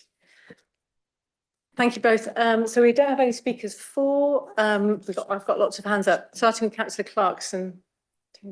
Yeah, my question is about the conversion to an HMO and the understanding that this was understood by neighbours that this was going to be a family house. Looking at the paperwork, it seems that in August last year, permission was granted for an HMO for a normal size HMO. In November, approval was given for the house to be extended, and now we're getting approval. We're now getting a request, a planning application for a large sui generis HMO. Can I just clarify that that's exactly what's happening, so that there is planning permission for the smaller size HMO in existence? Yeah, I should have said that. There was a previous application for a change of use for a dwelling house to a small HMO, which was approved, yes. Followed by the two-storey extensions to the family house, now followed by conversion of the resulting building to a large HMO. Councillor Fairweather. Oh, no, sorry. Councillor Fox has asked the same question. Okay, councillor Ottino. Yeah, around the parking, one of the photos neatly shows the sign that it's just between 9 and 5. So there's obviously, there will be an impact on parking after 5 p.m. and before 9 o'clock from these 8 people living there.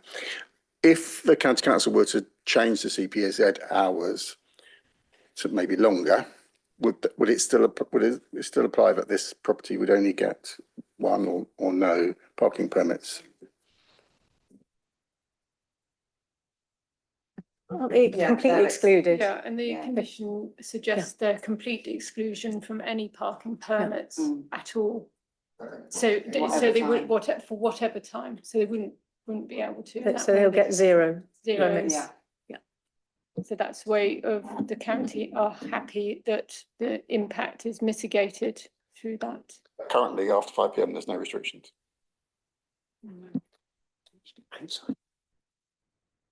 Outside, yes, you're right. Councillor Davis.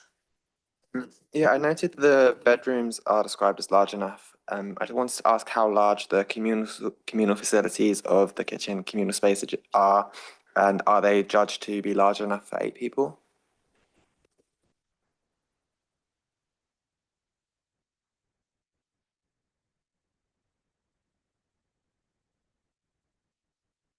It's been assessed against the size of the kitchen and the shared kitchen communal living space has been assessed against the landlord's guide of amenities and facilities and meets the standard within that for 8 residents. And given elements of this application are retrospective, I just wanted to ask, in a similar vein to the last application, how the site will be monitored to ensure the drainage programme is adhered to? The drainage, this doesn't include any increase in built floor space. The drainage requirements were related to the previous application for the 2-storey side extension. Yeah, and the bins, the bin stores will drain into the gravelled area at the front. Will soak away, so no impact on the Lye Valley. Councillor Hayward. Thank you, Chair. So my question is around room size. So I understand that we're working on an assumption there will be 8 flats, 8 people. But my understanding is if a room is above a floor area of 11 square metres, a double bed can be fitted in. So how many rooms within the complex have a floor area of 11 or larger square metres?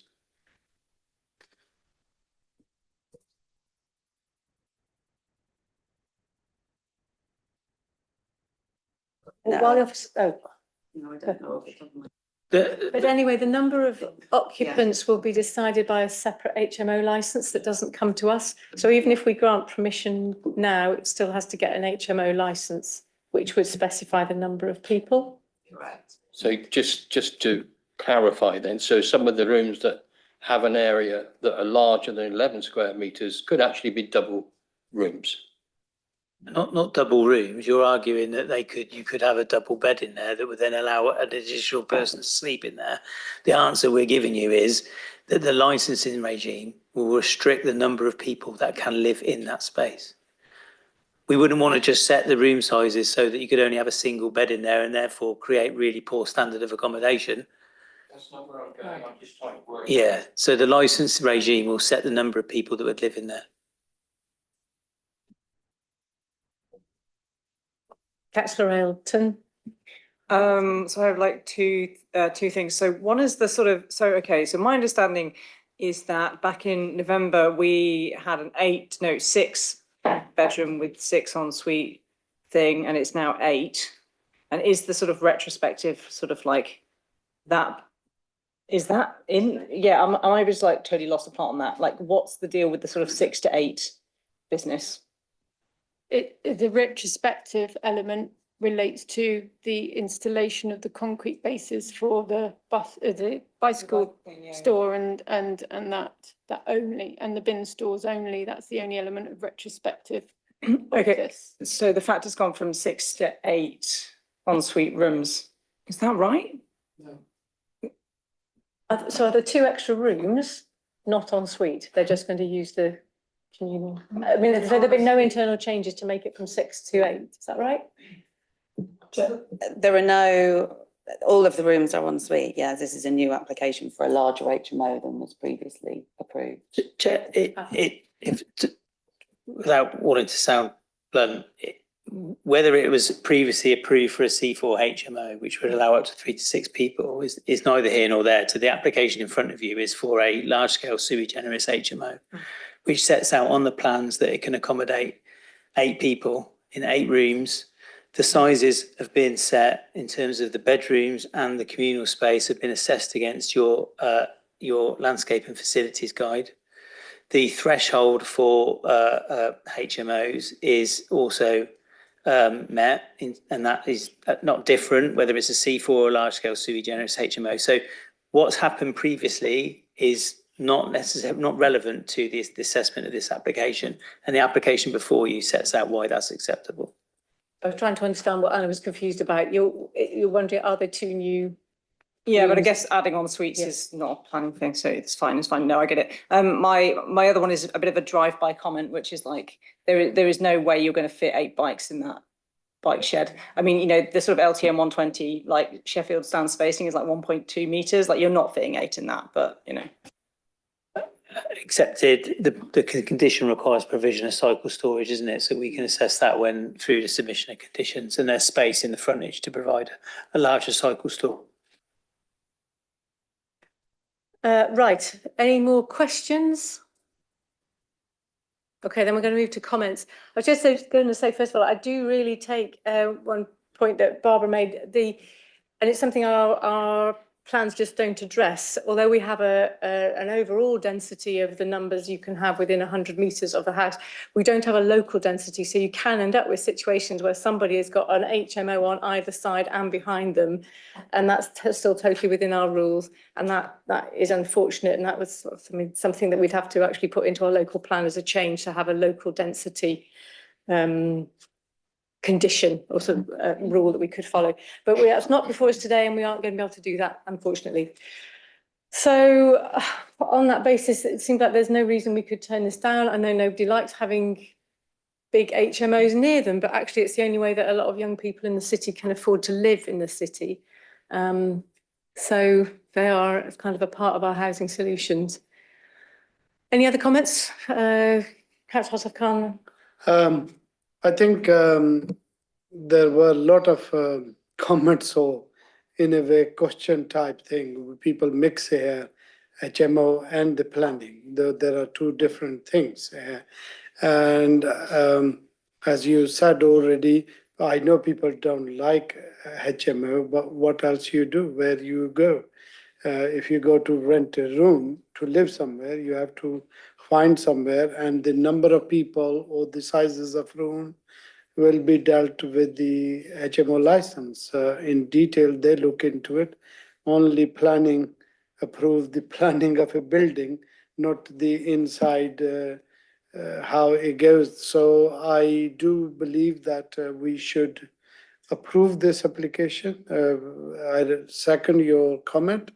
And I don't think we can put a condition which was asked about the HMO license until is not granted, not to be let, because HMO license, I think you can start letting and put application, and application could take 2-3 months.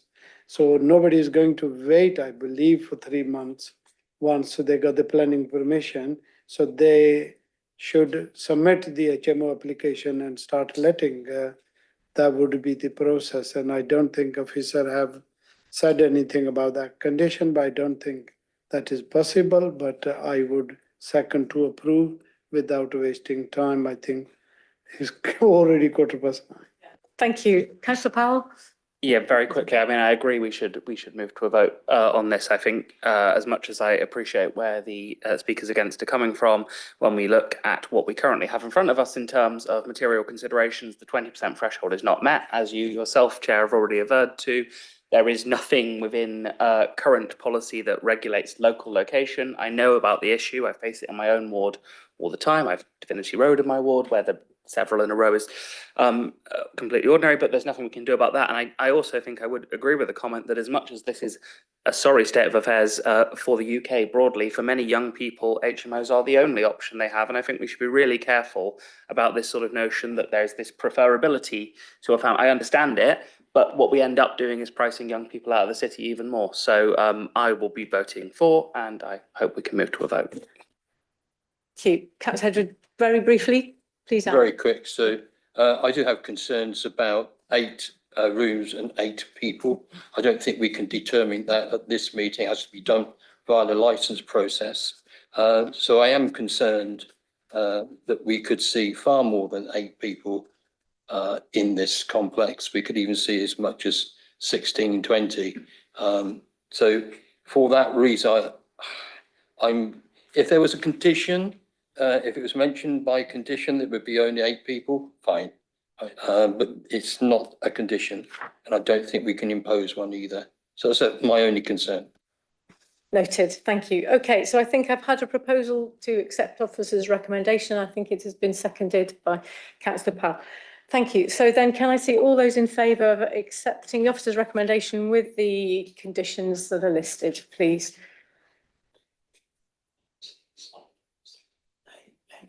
8-4. Those against? And any abstentions? 2 abstentions. Thank you very much. Okay, right. That one is passed. So we move on to item 8, 137 Hurst Street. Thank you for waiting, Rob.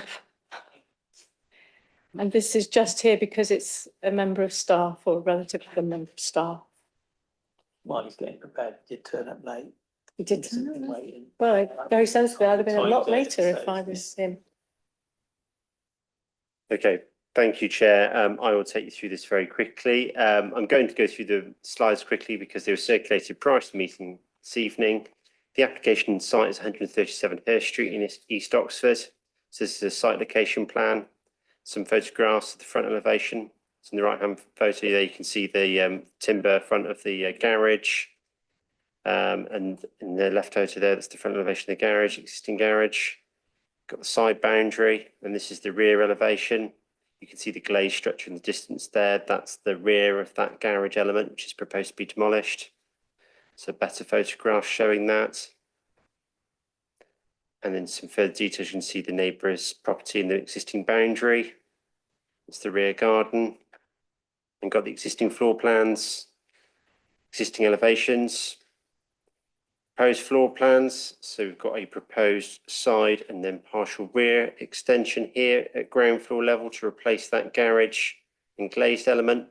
There's actually a small canopy as well that goes around the edge of the existing outrigger. And there's some other changes to the materials and fenestration. And this is the proposed cycle store, which forms the front element of that side extension. The application is recommended for approval subject to conditions as set out in your agendas. Thank you. Thank you very much indeed. We have no speakers for or against. Any questions? I don't have any questions, Chair, but I'd like to propose this scheme go forward. I don't see any material reasons to refuse it. Excellent. Thank you. Okay. Right. Splendid. In that case, can I see, as long as there's no other questions, no, all those in favour of approving this with the officer's conditions? Unanimous. Well done. Thank you very much. Excellent. So after that, I think it's just please note the forthcoming applications and the dates of the future meetings.